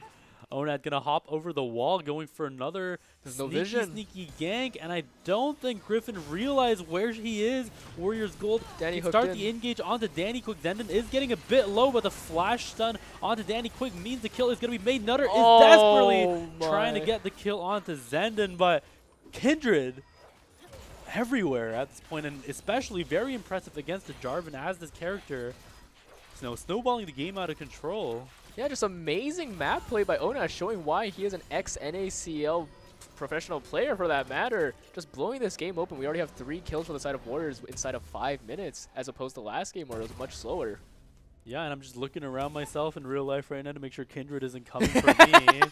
I'm checking under the desk here as well. I don't think Onat is here, but if you're the Gryphon, I'm sure they're looking over their shoulders right now. Yeah, they're really worried about the Kindred. Not able to track that Kindred. I am curious to see how many marks Kindred did have. I'm not sure if she marked any of the bot lane champions there. But yeah, just great play from Warriors all over the map. We see that even in Exhaustive on his signature Aatrox with a sizable CS lead. Yeah, and a sizable CS lead indeed, and especially with I mean, TPs are held by both top laners. Ouch, ouch, ouch in Exhaustive. Going for these trades, the back is going to be channeled. That's going to be reset on the sides of both top laners.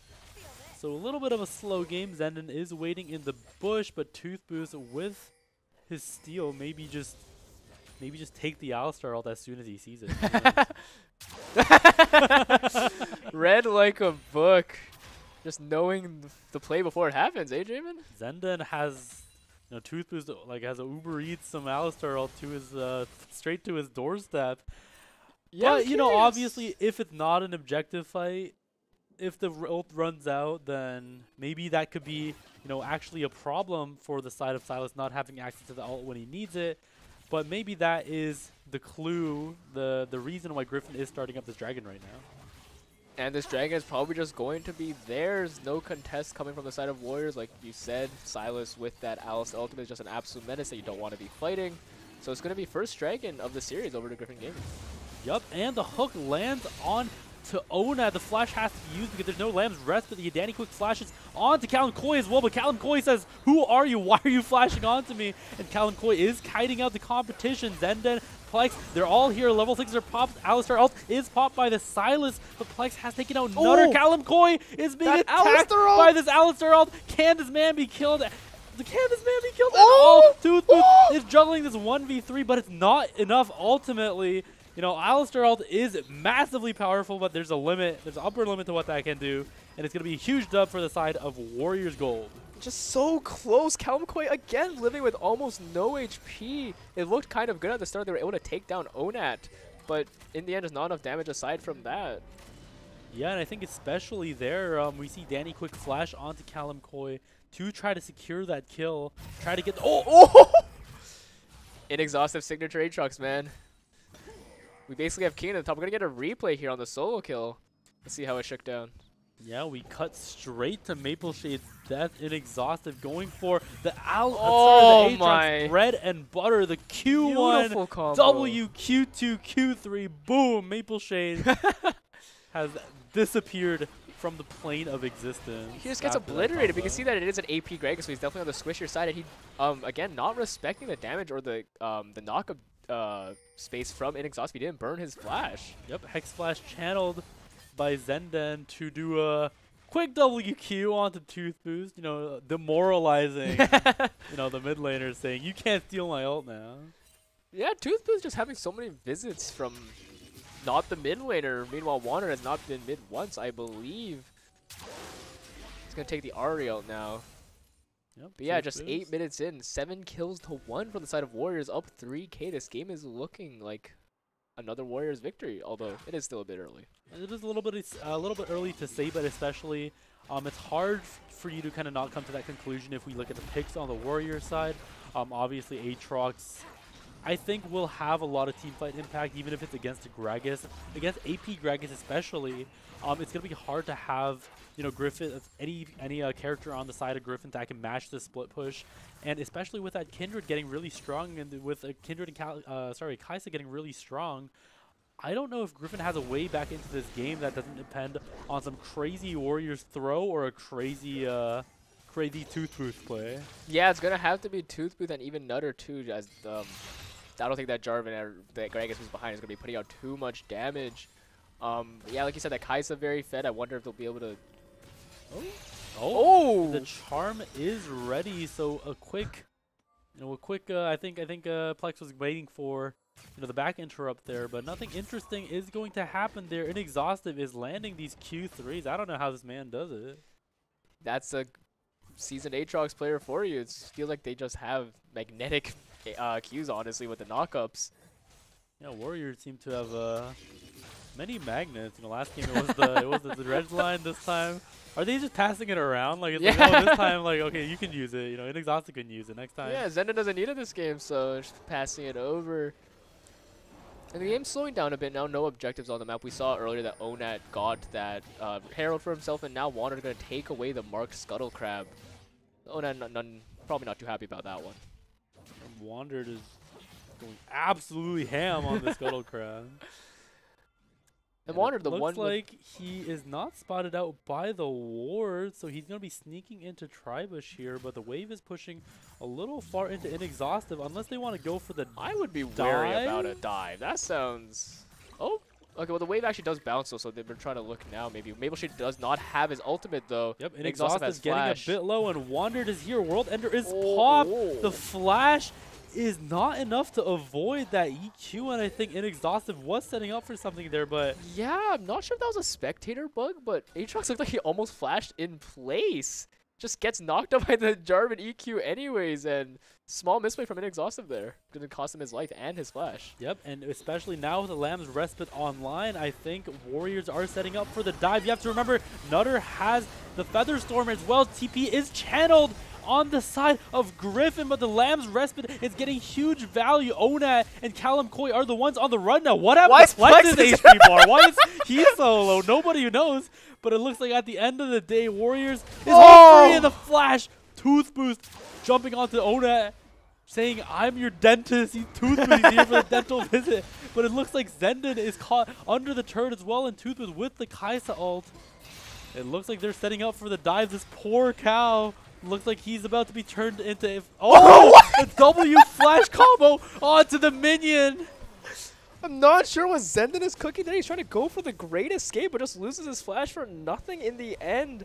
Disaster for Warriors on that dive. It looked good at first, but there's the Xayah ult coming out, and the TP just turns the play around. Yeah, and I just have to say on the record, that is the first whatever Alistar play that was I've ever seen in my life. Yeah, looking for the headbutt flash to make space, not nearly enough, and even then he's running towards no man's land. I would respect Zenden for the hustle though. Yep, and a fight is going to break out here as an Exhaustive and Onat were invading into the jungle. The Cataclysm lands on to an Exhaustive, but the World Ender is not dying. The Gragas absolutely explodes Ari, and it's going to be Inexhaustive on the run, and Maple Shade is slamming him with his stomach. Silas jumping on top as well.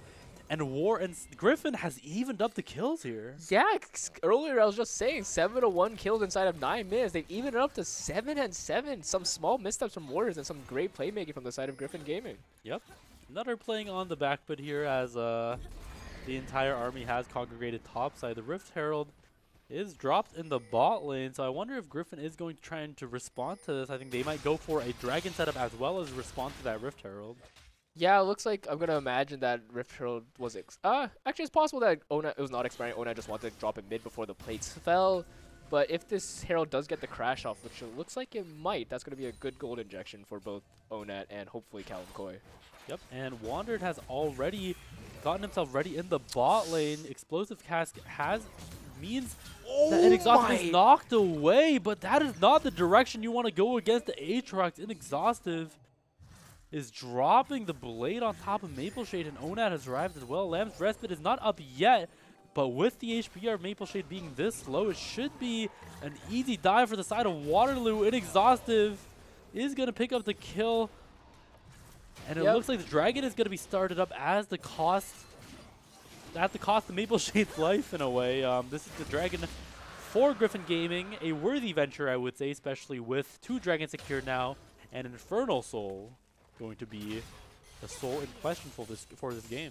Yep, Infernal Soul quite good. I don't think Gryphon Gaming will be too upset about that trading Maple Shade for the Dragon. And also looks like the Herald bot did not get the crash off for the side of Warriors. So overall, net positive play for Gryphon Gaming. Yep, and Wander jumping on to Zenda, and he looks like he's a little bit caught up. The Alistar ult is going to be buying a lot of time, but it's just bodies on bodies. Cataclysm flattens Alistar into a burger patty, and it looks like Callum Coy has ulted in as Onyx Flex. Toothboost has the Alistar up, but that can't go on forever. He jumps using the blast cone. Wandered is 1 HP here. They're running for the hills through the turret, and the shutdown is going straight into the mouth of Callum Coy. Plex and Onat has arrived on the scene as well. Toothboost, the hook goes on to Callum Coy, but the Lamb's Respite means that there's going to be a little lull in the fight. The Featherstorm is popped. A huge root and explosive cast means that Callum Coy is going to go down with on the side of Zion. Danny, quick, how has Gryphon turned this around? This game is just an absolute roller coaster. At first, it looked like it was going to be good for Gryphon getting the pick on a Zend, and then Warriors turning it around. Then the TP from Maple Shade plus the Zaya ult again, ending it in favor of Gryphon Gaming. Yeah, it looked really good for the side of the Warriors there to begin with, but Gryphon is turning all these plays around, especially when Gragas arrives on the scene with that explosive cask. Callum Coy manages to get a lot of kills though, but the shutdown has also gone to the Zaya's mouth, so yeah, interesting exchange, but it's good looking like an ADC kind of game right now. For sure, we can see Callum Coy on the Kai'Sa opting for the Stormrazor Gwinsu's build, so a bit higher DPS than the lethality one I was mentioning earlier, which is good. It'll definitely scale better.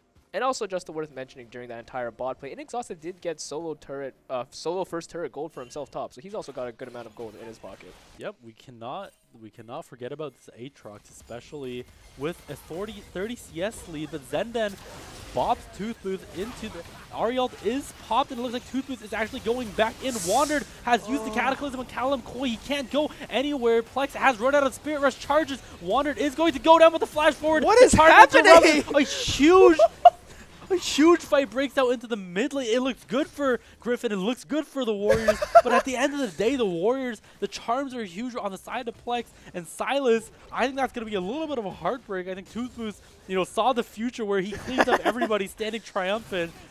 But, Ari just throws the green finger heart at Silas, and that's going to be dreams dashed to the side of Gryphon. Just another, such a swinging fight. We saw that Wander on the Jarvan just putting Callum Coy in the box. Callum Coy flashless and ultless as the Kai'Sa ADC have no way of getting out. But Plex, the one bringing in the damage in the end. Yep.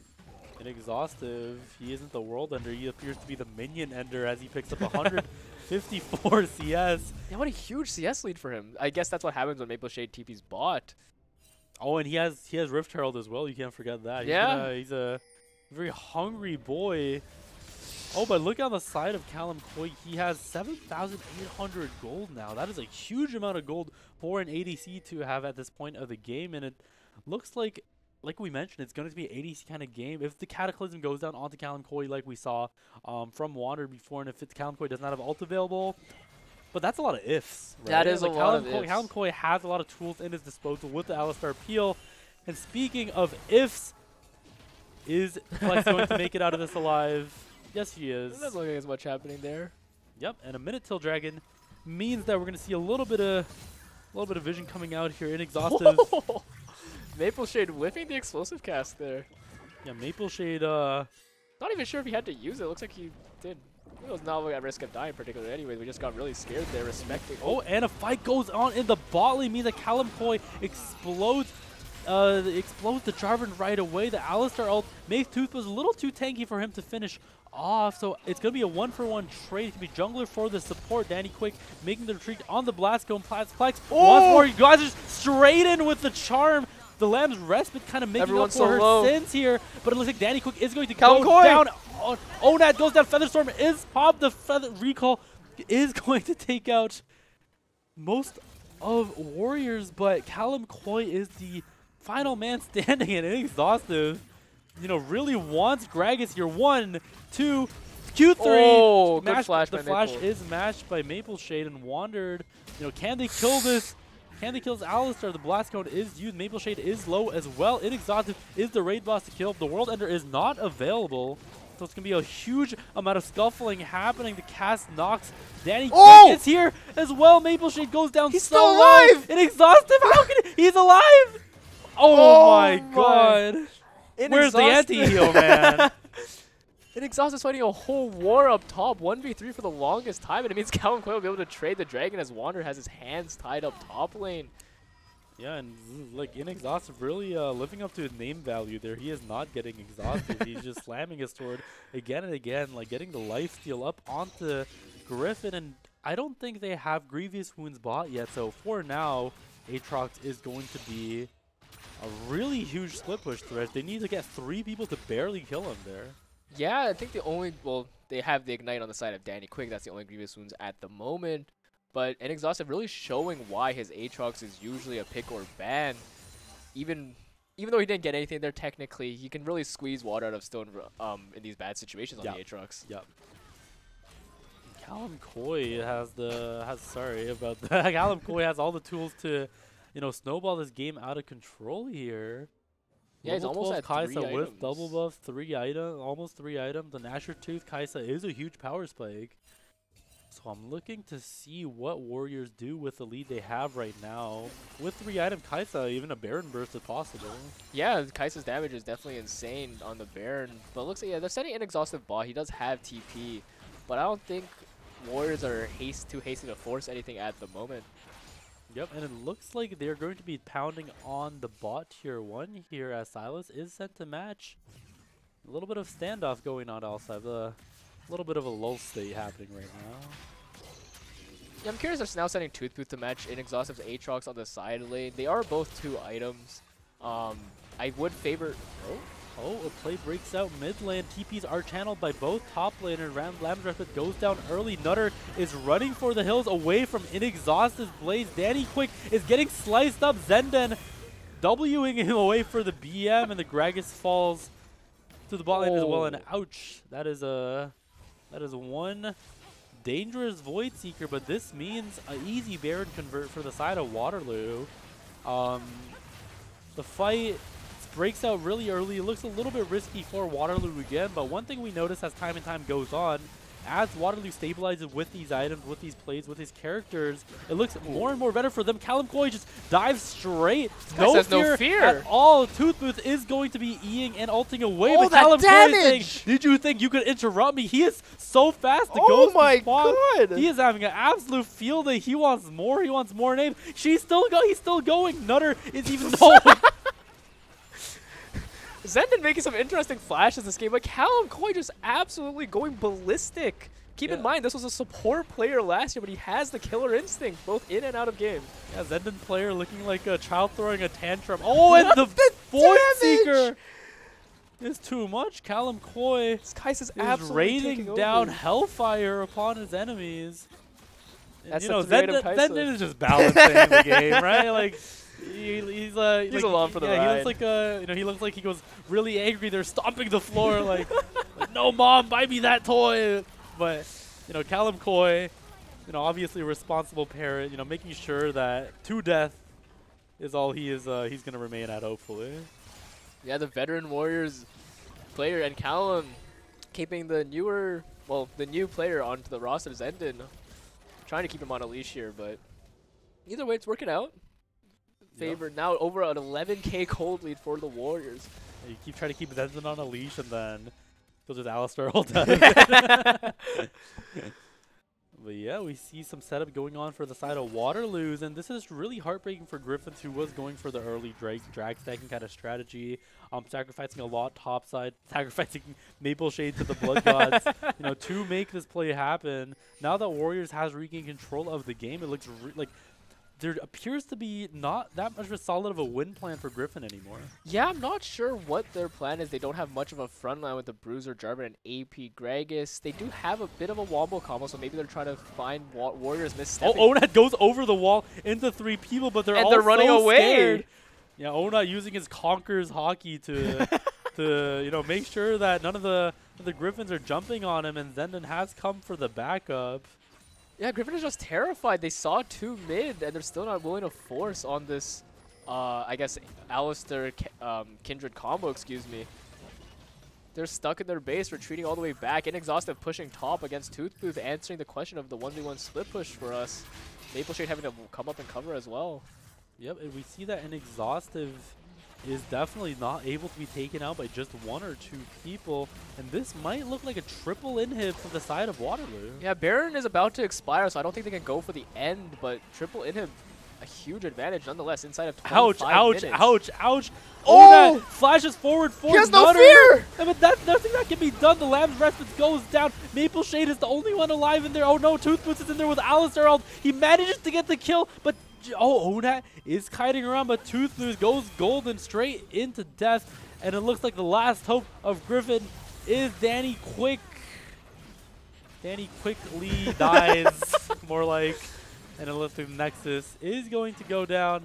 It's going to be game 2 for Waterloo. Yeah, making me eat my words. I didn't think they had the end in them because of Baron wearing off, but Onat just says, I'll do it myself, dives in solo and finishes off the Xayah boat that had both flash and ultimate. The game just finished from there. Yeah, Onat with the Kindred, like we noticed Nutter was taking so much damage bottom, and Onat just sends it, just goes for it. Said, I'm just killing you now. You can ult, like, you can ult all you want. I'm gonna chase you down after. And especially I think with that Lamb's Respite, like that lets you go for those kind of plays. And especially if you're going for something like a stat check to make sure that your team is the one ahead, you know, Lamb's Respite is a really good tool to make sure that there's no like surprise catches coming onto your team where a weaker person can, the weaker team can like all like pile onto somebody and kill them. So, you know, I think the Kindred pick, we can say that was a successful experiment. Yeah, successful. Good job, Onat. Really flexing his champion pool. That game looked like there was a chance for Gryphon. They actually had almost an advantage at times, but still just finishing inside of 25 minutes. Waterloo looking a bit like they're like a JDG impression almost. They get Baron, 2 minutes later they've won the game.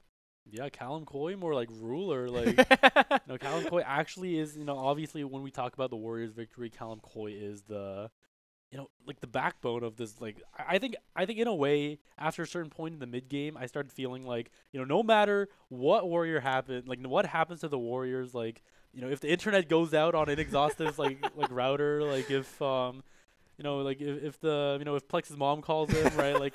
As long as Callum Coy remains in the game, you know, I think the Warriors had the game at the end of the day. Yeah, just absolutely dominating performance on that Kai'Sa, and with that, the Warriors will go up 2-0 in this best-of-5 series, looking to advance to the finals tomorrow.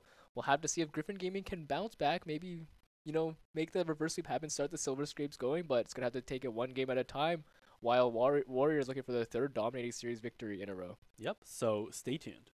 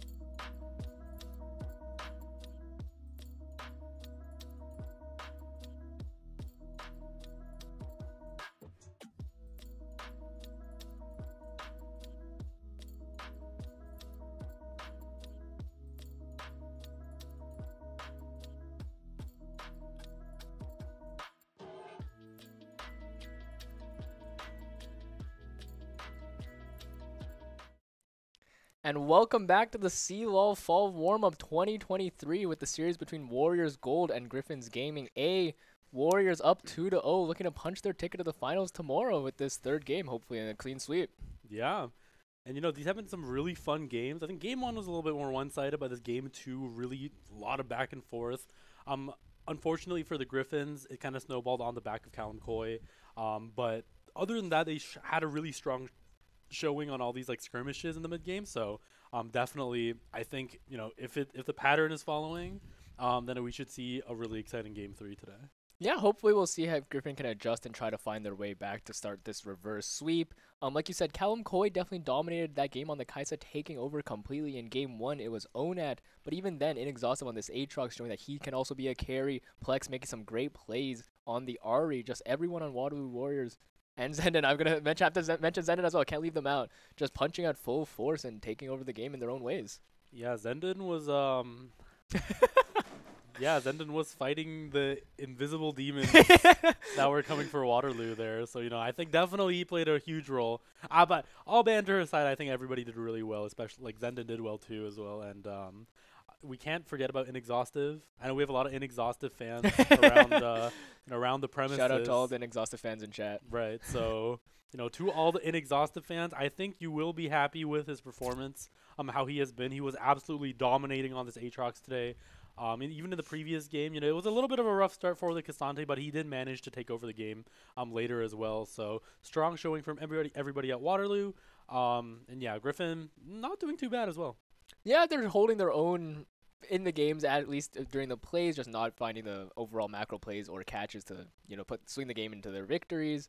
But we'll have to see how they adjust. Like you said, with Inexhaustive, showing these two strong picks, both the Aatrox and the Cassante, everyone else also having these strong performances. We're going to have to see how Gryphon Gaming adjusts their draft to account for this. There just looks like there's so many power picks on the side of Waterloo.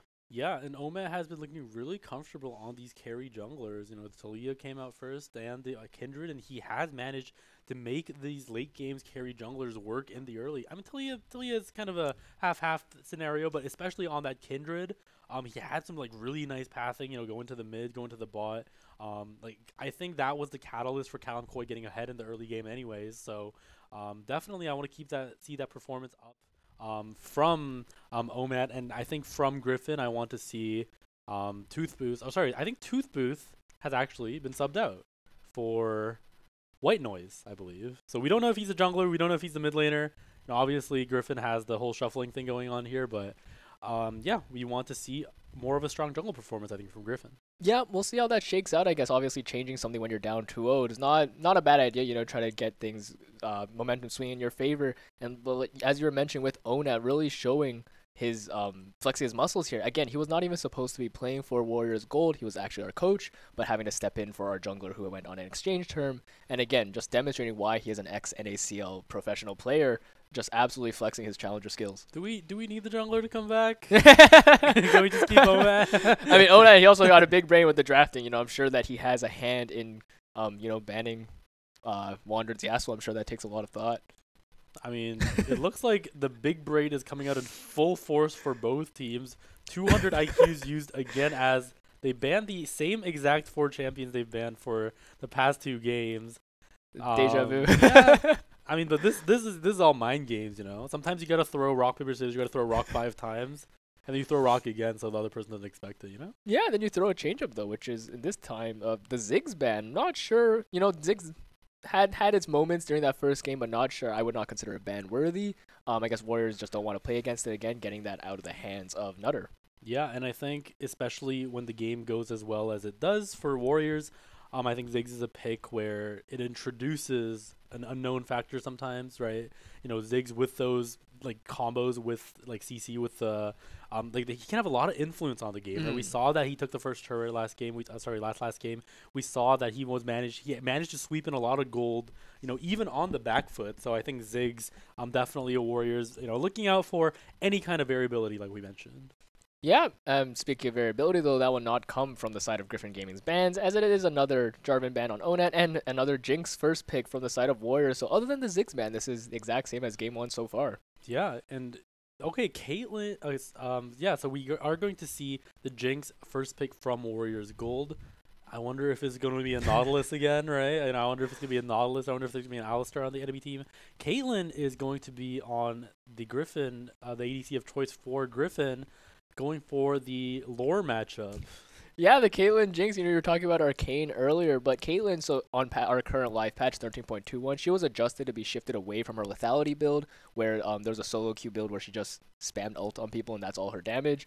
Caitlyn Lux, a very popular combo, but yeah, so this new Caitlyn, assuming that Nutter has, kept up with the patch notes, should be building crit ADC, more of the traditional style, and paired with Lux, it's just a disgusting burst combo in lane. Yep, so we are going to see a bot pick 2 match to Caitlyn Lux, and it's going to be the Rakan. Yep, Zenden flexing his champion here, a third different champion in 3 games. First it was the Nautilus and then the Alistar, now the Rakan. Nautilus and Alistar still open, but he's opting. He thinks Rakan is probably the better pick. Melee champions definitely struggle greatly against Caitlyn Lux, so probably a smart pickup. And we're maybe going to see what Onat picks out here, as we said. His Graves Jarvan taken away as usual, but we have the Kindred that we've seen, and we saw the Talia in game 1. Both open, but it's going to be the Maokai. Yo, and Maokai is a pick that I gotta say, I like him in most scenarios, especially when he's strong. He has so much objective setup with those saplings, and his ult kind of guarantees all these objective secures, right? The classic combo, you throw the ult down, you smite the objective, you run like hell, right? And I think we've been able to see a lot of that, in pro play as well. So I really like the Maokai pick by Omat, and Elise is going to be the jungler of choice for Gryphon. So I guess that's the variability. As you said, we do have a player subbing in for Gryphon Gaming. Elise is not a champion we've seen, so it's reasonable to believe that would be the new player's Elise rather than Wanderer's Yasuo one trick Elise. But I'm gonna have to. That is definitely a spicy pick, not common at all in either solo queue or professional play, and also a bit more earlier game oriented, which is again not the meta right now. It's generally slower gameplay. Yep, and I think with Caitlyn Lux and Elise, it's gonna be a really high prio kind of game. We see that Gryphon has respected Inexhaustive and banned the Aatrox. I think that is a shrewd choice. We saw what he could do last game, absolutely taking over the top lane. And the Camille ban, Warriors, this has actually been a staple ban on the second ban phase, I think, for Warriors. Every time they ban this Camille. Yep, seems like I guess they're not willing to let that get into the hands of Maple Shade again, despite the fact that Inexhaustive does play Camille himself. And wow, it's gonna be the double top lane bans for Gryphon, taking Inexhaustive off all of his comfort, Aatrox, Fiora, Camille all off the table, but this does leave Cassante open. Yep. And I think we'll have to definitely see what this last ban is. So it might be the Cassante. It could be any top lane ban, but especially with a hugely reduced top pool, this is kind of when you have to pull out something and perform. We saw Gryphon pull out the Gragas last game. That was, I think that it wasn't the most amazing thing, but it was also it wasn't absolutely destroyed or anything. And I think after these bans, Gryphon has to go for a top lane pick that is very blindable, and Cassante is still on the table. Yeah, Cassante, like we said, just frankly overpowered this patch. We didn't get to see Maple Shade play it, but if he is at all comfortable on it, it's definitely a good blind pick, and there it will be. We see that Warriors Gold opted. They did hover the Cassante ban at first, but they opted to ban the second Wind Brother, so Wandered is also going to be taken off of Comfort. And so we're going to see here what Inexhaustive does to counter pick the Cassante, and what Plex is going to take blind into Wandered. Yep, and Warriors Gold is going to have to get creative here, right? We see Adam go for, like we mentioned, Adam about the gods, the Garen, Olaf, Darius, and Set. The D is coming out right now. The Darius is coming out. And it looks like Cassante is about to meet his match, so it's going to be a really exciting top matchup. Yeah, BDS Adam might be out of Worlds, but here he is, being relived in Inexhaustive's hands. I'm actually not sure how the Cassante Darius matchup goes. I imagine Cassante definitely does have some strength with all his true damage. He's actually able to take down Cassante's HP, who's generally, very tanky. Right. So I'm really excited to see this. And again, not a signature Inexhaustive champion either. Yeah. Maybe Cassante goes all out and Darius just right? I think Garen has a record of doing that too. If Cassante goes all out, he just Q and ult. True damage, man. True damage, baby. It's that's the secret. League of True. And we talked about that Jace. Okay. And it's going to be the Jace that is locked in for mid. So this is going to be either white. I think this is going to be white noise playing the Jace here. And this is a very, very interesting pick. Into Ahri is a very kind of even matchup. Jace can go half and half, but especially in these objectives, if you have the Caitlyn setup, the Lux Qs, the Elise Cocoons, and the Jace poke, it's gonna be really up to Maokai to set up on the side of Warriors. So he's gonna be fighting a lonely battle. But one thing on the side of Warriors, maybe not so lonely. He's got a little saplings, right? But one thing that Warriors can do is get the prio, in the mid and in the top. So we'll definitely have to see how it plays out. Yep, so we'll be getting into game here. The Jays coming out very exciting. The poke combo on the side of Gryphon versus Warriors Gold roster, which definitely needs to try to all in and find the engage. Rakan, Maokai, Darius, Ari, all quite short range, and they need to be able to find the CC and get the engage if they want to make something happen. Right, and it looks like a lot of pings in the top side of the map. So yeah, like you said, White Noise subbing in for Toothbooth. He's going to be taking over the jungle on Elise. Wandered on the Jace mid, and yeah, we'll get into the game back into the game in just a second here, as we see that there were a lot of pings coming down for what it might be an early level 1 play. Yeah, and what can happen level 1? What are the interesting things that happen level 1? We can see that Elise is always very strong level 1. We can see if Cassante managed to get that Q3, sometimes that can be a little bit of a factor. Luck starts Q, so I think, level 1 looks a little better for Gryphon, I think. Yeah, but it's also, I think it could be quite polarizing. If Warriors find an early, for early kill, Jinx will get excited and start to go off. Darius, if you let Darius stack his passive, it's over. That is true. That champion is not okay, in my opinion. Yeah, so it looks like the entirety of both teams what is happening? have congregated top side. Zenden, are they gonna run into each other over the wall? Are they gonna be spotted out? No. So oh Gryphon my god! Ships in the night here into the jungle of Warriors Gold, and Warriors has stuck into the side of Gryphon. Backs this are might just channeled. be a 5 or a 10-man invade into back. No one's gonna be spotted out. No wards have been placed, or actually, okay, well, Gryphon will leave a ward on the blue. Oh, and Wandered is actually walking back into the Darius and Plex. What ability has Darius started? He took E! Started. The W comes out from Ari as well, and Wandered is being chunked down. He starts the E to make his way out of there, and Inexhaustive with the Flash Ghost cuts down Wandered. And that was a really, really tense level 1. But at the end of the day, it is Warriors who are a little bit more. It is the Warriors who are a little bit more patient and gets that early kill onto Darius, which is absolutely huge. And White Noise is peacefully clearing, but we don't know what Omad has in store for him. They have no idea he's here. They don't know that ward is there. Omad. Smite 600. Bramble Smash. He gets it.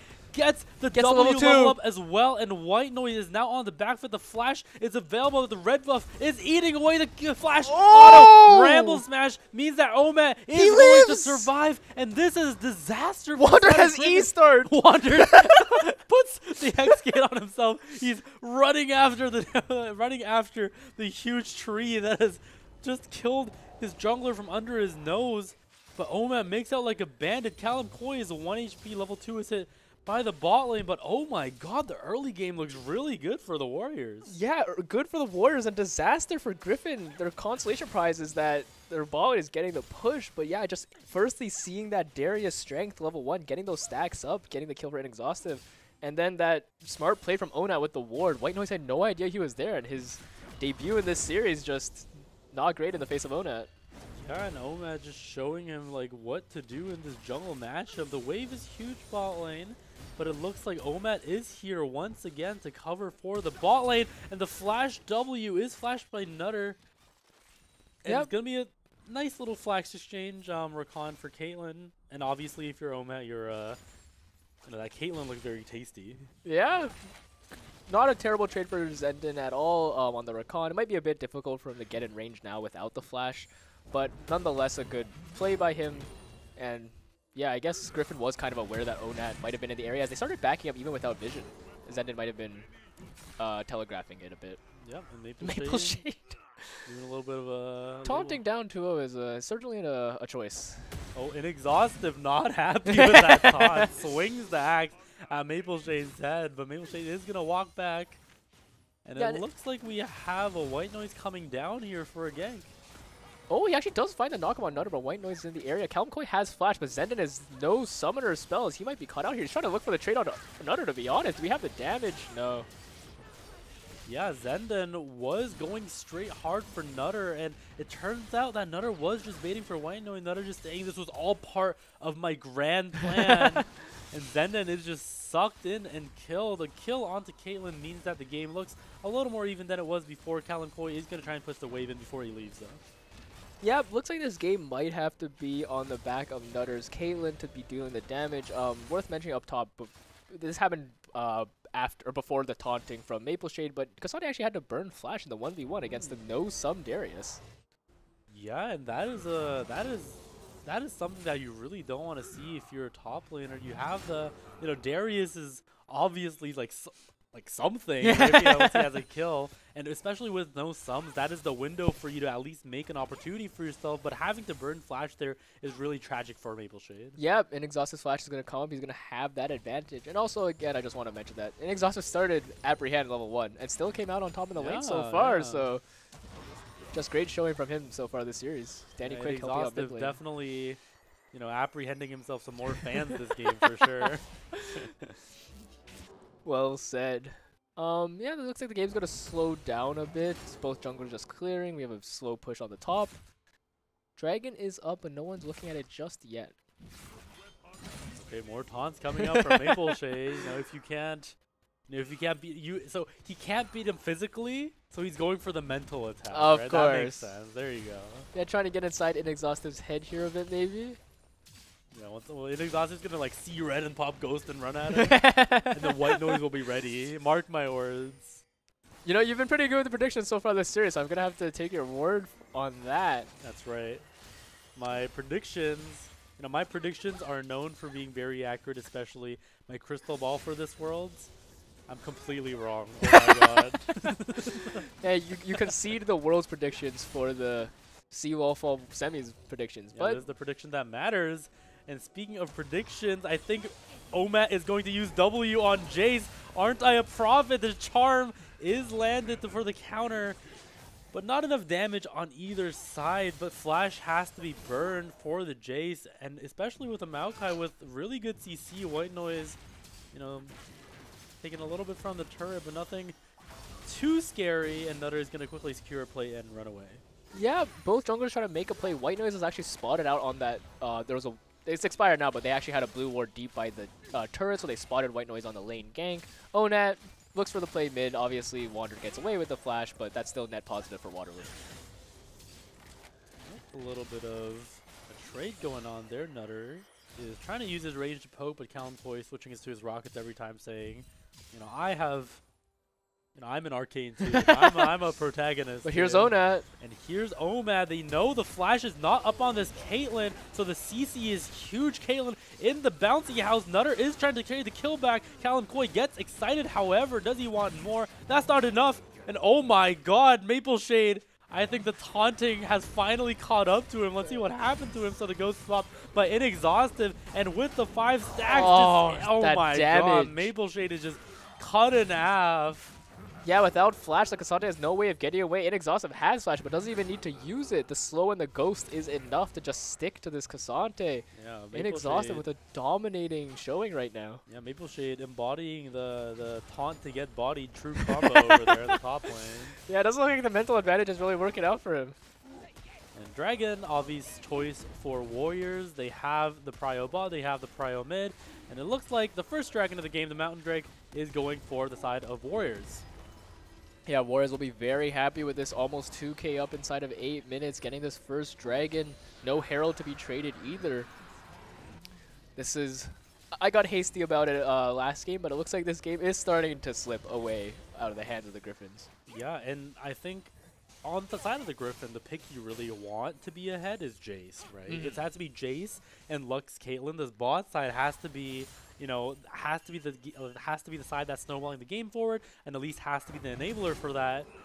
But with the state of how Jace is right now, Maple Shade doing a lot of grunting in the top side. Those tonfas do look a little bit heavy, but Inexhaustive, having none of that, he's just swinging an axe run. He's a super serious man, you see. Yeah, both top laners have Flash, so I would think there won't be another solo kill coming out anytime too soon in the top side. Like you said with Wander, though, needing to be that point of strength for Gryphon Gaming, and he's actually down CS right now against the Ahri. Yep, Ball and lane, small Zenden trades. a little bit low, but that's to be expected. Callum Coy definitely shooting that for poke, knowing that Yeah, look if how you're healthy watching he at is. home, please watch out for that missile. So it doesn't, you know, just in case, just in case. Yeah, no, Callum Coy just looking for the poke, thinking there's no use for it otherwise, I suppose. But And yeah, this is how the Lux Caitlyn matchup is. You know, like if you don't have your jungler, which I think now that I say it, they're calling over Omat. You do get pushed under the turret. Nature's Wrath is going to go they both down. have flash. Danny Quick, Neither of them. both of them have flash, but they do Oh, not flash. no. And then it looks like Callum Coy is going to pick up a double kill. I think we saw this sometime before. The kills, double kills, all to Callum Coy. 3-kill Jinx, 2-kill Darius. A little bit scary. This is just tragic for Gryphon Gaming, losing out on the bot side. You know, granted they didn't use their flashes; they'll have it up for the next play. But Onat constantly walking through that tri-bush. That pink has been there for a while. Gryphon just never sees him coming. Yeah. Maple Shade smashing his Tomfas on the minions. Yeah, top CS lead. It's just this game is just looking brutal, to be honest. You know, Cassante auto attacks are so satisfying. You notice, like all the sounds are so satisfying. You're like slamming the Qs and the autos. Here, watch. He's gonna auto this. Please. Yes, it's so satisfying, right? Like, I just gotta say that. Is this the silver lining for Gryphon? Is that But what they you have can't going for enjoy them? the ASMR for too long, because otherwise, you know, Inexhaustive is going to do what he did to him 2 minutes ago to him again. But with the flashes up, with the all out up, it looks a little bit less likely. The top 9 matchup is, you know, and now it's Maple Shade's game to stay alive here. Wander going in for the QE, huge damage onto Plex, but with Zenden around, I don't think that's going to be a kill. Yeah, Zenden just stepped out of the bush, stood still, and just announced his presence, and that was enough to make Wander back up. Oh, Omat is hiding in the bush again. Not with sure Zenden what coming Gryphon's thinking here. in, White Noise stuns up onto them, but I don't think they see Omat coming. Nutter is able to flash out huge damage onto Omat, but a nice recon ult, and the quickness. Ari is here as well. She's going to quickly try and finish up Danny Quick. What a play by Crazy R, and it looks like it's going to be Nutter that's going to go down next. White Noise go down to Ari, kill onto Callum Coy as well, and she is very excited. Jace is running for the hills with Yes, the flash. Zenden, that rocket is landing. Yeah. Callum Coy just smartly holding the ult while still autoing and waiting for Wander to flash, and then just shoots it immediately. Just another another tragic play for Gryphon Gaming, but top lane, we got some respect for each other. Oh, what a good doggy, you know, what a good doggy. I think, you know, top lane, this is the point in top lane where you start, like, you know, respecting each other, right? You start off in the, oh, but Inexhaustive is going to be able to dodge the W. The cocoon lands on the cannon minion. He's T-posing on the minions. Yeah, Maple Shade. But yeah, it looks like both Inexhaustive and White Noise missed their CC. They're Inexhaustive forced the flash, we'll say. Yeah, not sure what there is left for Gryphon Gaming here. 12 minutes, 4.5k gold lead for Warriors. All of their lanes are ahead. Callum Coy again just very fed. The Herald is up, right? The Herald is up. Oh, and once again, a little scuffle in the top lane is actually not so relevant. It's actually Wander that goes down to the Maokai catch. And in the bot lane, Callum Coy has actually went down to Danny Quick. Let's watch that again. So they are pushed under the turret. This is what Caitlyn Lux does best. And Callum Coy steps a bit forward. And the Caitlyn ult, I believe, into the Lux ult. He flashes forward. He gets a little bit greedy. It looks like his body launched along with the rocket forward. I think he forgot to unbuckle the rocket from his belt before he shot it forward, you know? Like, he's happens to the best of us. Yeah, Callum Coy trying to flex his muscles, show the lesser known R flash combo on Jinx. Yeah, you can call that the Hextech rocket belt, baby. But the all out is going out onto the Recon. But Zenden is a little bit too fast, and Inexhaustive is a little bit too scary. And Plex is here as well, and has wandered into the wrong neighborhood. And it looks like Maple Shade is also going to die for his sins as well. And this should be a free Herald for Waterloo. Looks like they're going to prioritize pushing mid first. But yeah, Wandered not having the best series. 0-4 now on the Jace. They're chasing White Noise, looking for the flash. And Omad going for the flash, but the repel is a little bit too strong. The charm is a little bit too short, as well as White Noise makes it out of there alive. But obviously, huge devastating losses across the board for Gryphon. Yep. Looks like Warriors are now. They're not gonna. Well, Gryphon is now going to lose the Dragon as Warrior gets onto that. Not really putting any emphasis on the Herald, which would have been free, but with plates falling, not the highest value Herald, and also first serve actually went down bot in favor of Gryphon, so another small victory for them. Yeah, and I think especially the most tragic thing here is Wander's, like really poverty budget he has, especially Jace, is a huge character. Oh my god! That apprehend range was insane. It looked like he was about to get out with the repel blast cone, but Inexhausted just says come back over here and grabs him.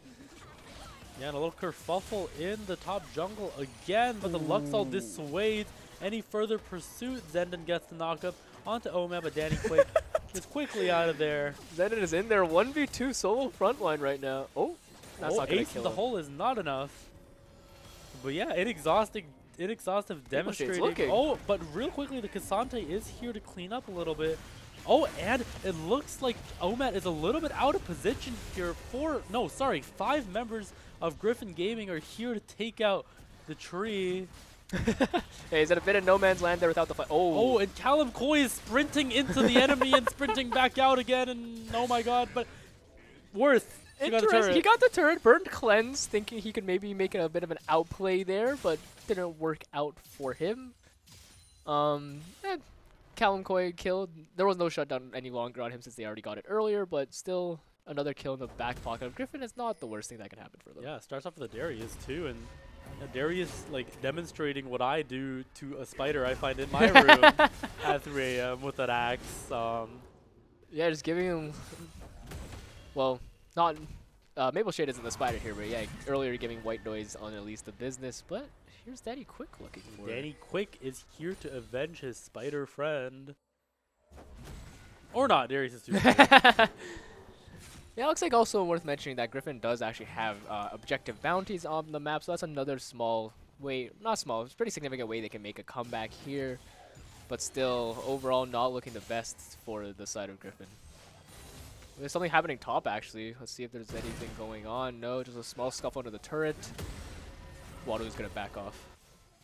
Yep, and Wandered is here to shoot Shock Blast. That was absolutely pathetic damage. Like, I don't even know what to say. Like, it's like he's shooting them with a water gun or something. Like, that was absolutely pathetic. And this is not what you want to see from the Jace. I keep saying this time and time again, but Jace is that important pick here to turn the game around. And how has he taken this much damage again? Looks like they tried to make the gank and get the kill onto Plex. Plex almost turning it around. Wandered actually had to burn Flash. So, Plex burning Flash himself, but almost winning out that 1v2 and stays alive. So, frankly, net even, if anything, for them, for the side of Waterloo. Yep. And the Nature's Grab just comes out of nowhere, and looks like Gryphon has been jump scared by this. It's the Halloween special. The Maokai, nice charm onto Danny Quick means that Plex is going to be able to take him down, and this should be free bottom setup for the side of Warriors. And yeah, this is looking done. The instant, like you said, jump scare flashes both from Nutter and Danny Quick on that Nature's Grasp, but then not respecting Plex afterwards with the charm. Plex's charms, both on Nari this game and last game, have been absolutely on point. Yeah, and last game, last game, Gryphon was trading these objectives for another one, but this time it's all about Waterloo. Waterloo has taken everything. They put the foot on the pedal, and they're not letting go. They're making plays all around the map. They're setting up for all the objectives. Anything Gryphon tries is kind of stifled by how little gold they have. Yeah, I don't know how they can even get back into this game. That Caitlyn Lux dependent on having lane pressure and winning lane to be ahead, and they are not.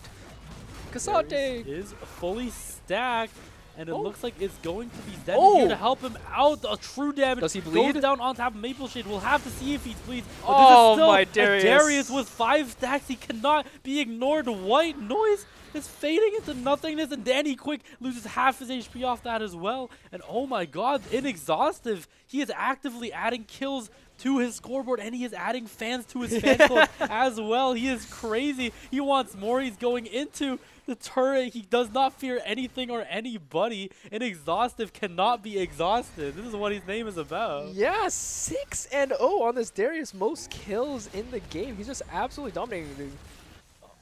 just disgusting performance by him, honestly, showing the power of Darius. Teleport is... Oh my god. Maple Shade is, I think feels like he's throwing in the towel a bit here. I think Plex was so stunned and so intimidated by that taunt, he just froze up for a second. That's the mental advantage right here. And this is what I'm talking about. Maple Shade is getting into the heads of Waterloo. They don't even know that White Noise and Wanderer are here. It was worth a shot, but... Worth a shot, but it's going to be Nutter getting caught by that Nature's Grasp. Oh, wait.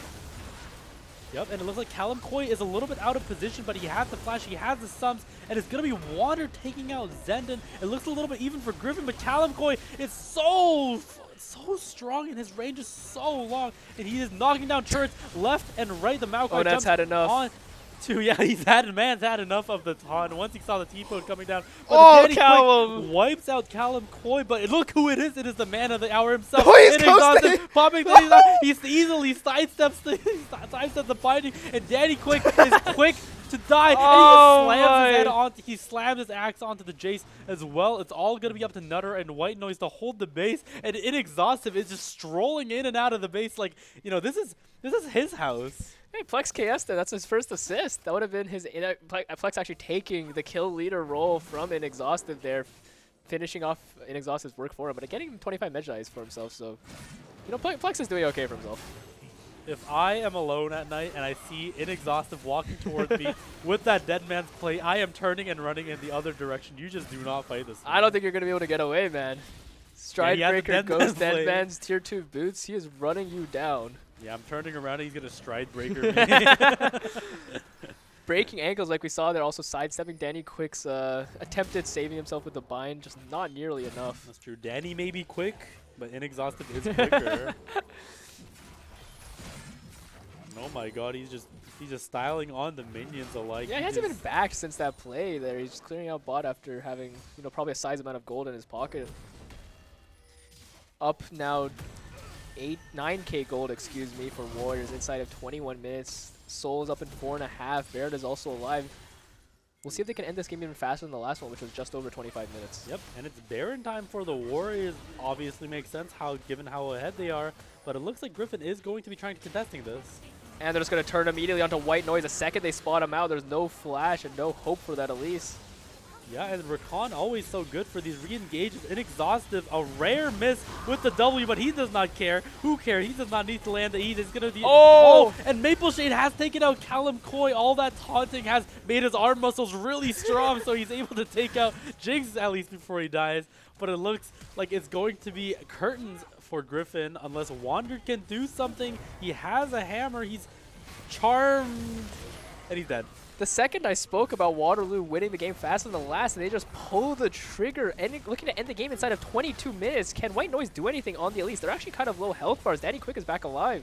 Yep, and Danny Quick is back out alive. He goes for the flash E to make the kill, and White Noise is ever frosted. The charm is still held by Callum Coy. Ace in the hole goes down. He sacrifices his mid laner to the Blood Gods, and the Luxall comes down as well. White Noise is dancing around. And the game ended. Inexhaustive and Onad just ended the game. I thought actually they had to turn it around. You know, Maple Shade making that, you know, what I thought might have been a critical pick on the Callum Coin near the end and mid there without that Jinx damage is actually hard to end, but looks like we were focusing on the wrong thing at the end there. And yeah, but Inexhaustive, you know, tires of these silly games and goes to end the game himself. And a pretty dominant game 3 from Waterloo. We were wondering what that pick would be the top lane to counter that kind of OP Cassante meta this patch, but yeah, Inexhaustive. Looks like it's Darius, yeah. Yeah, Inexhaustive. What can I say? He is the man of the hour. He is the man of the hour, and he will, along with the rest of the Warriors Gold, be going on to the finals tomorrow in a clean sweep 3-0 of this best of 5 series in the CLOL finals semis. They'll be playing either Converse University tomorrow or I believe Spartan Esports. That series is also happening right now, so we'll have to see who that is tomorrow. But yeah, just an absolutely dominating series, winning each game faster than the last, and they were ramping up throughout the series. Yeah, and overall, nothing much to say from these games. I think Gryphon really tried their best. I think they had some really shining moments, especially in that game too. But at the end of the day, Waterloo, has the better stats, has the golden invention. They're able to snowball it so well We see kills going into the right people at all times. Callum Coy and Exhaustive farming up these kills, especially Plex too. We can't forget about Plex, right? Those charms are pretty crazy, and I think along with that snowball, we see Waterloo kind of close it out in a dominating fashion. Yeah, and also worth mentioning just Onad having a solid performance on the Maokai, course, but again, even though he's not playing that carry champion, he's not playing 1v9 with Kindred or Talia, and he's still just having an impact, showing the depth that this Waterloo roster has, able to carry from any position. Yep, and like you mentioned, the Warriors will be going on to the finals. But for now, this is a clean 3-0 from them. Thank you, Gryphon. Thank you, Warriors. And thank you to all the viewers watching at home. And please stay tuned for our next broadcast, where we will be back with more exciting League of Legends, or Valorant, or Overwatch, or any kind of gameplay. And also thank you to Shopify Rebellion for sponsoring us. Please check them out. And they will be in the LCS next year, taking over TSM spots. So keep an eye out for that in the coming months. Yeah, very exciting. exciting. Yeah, thank you, everyone. Take care.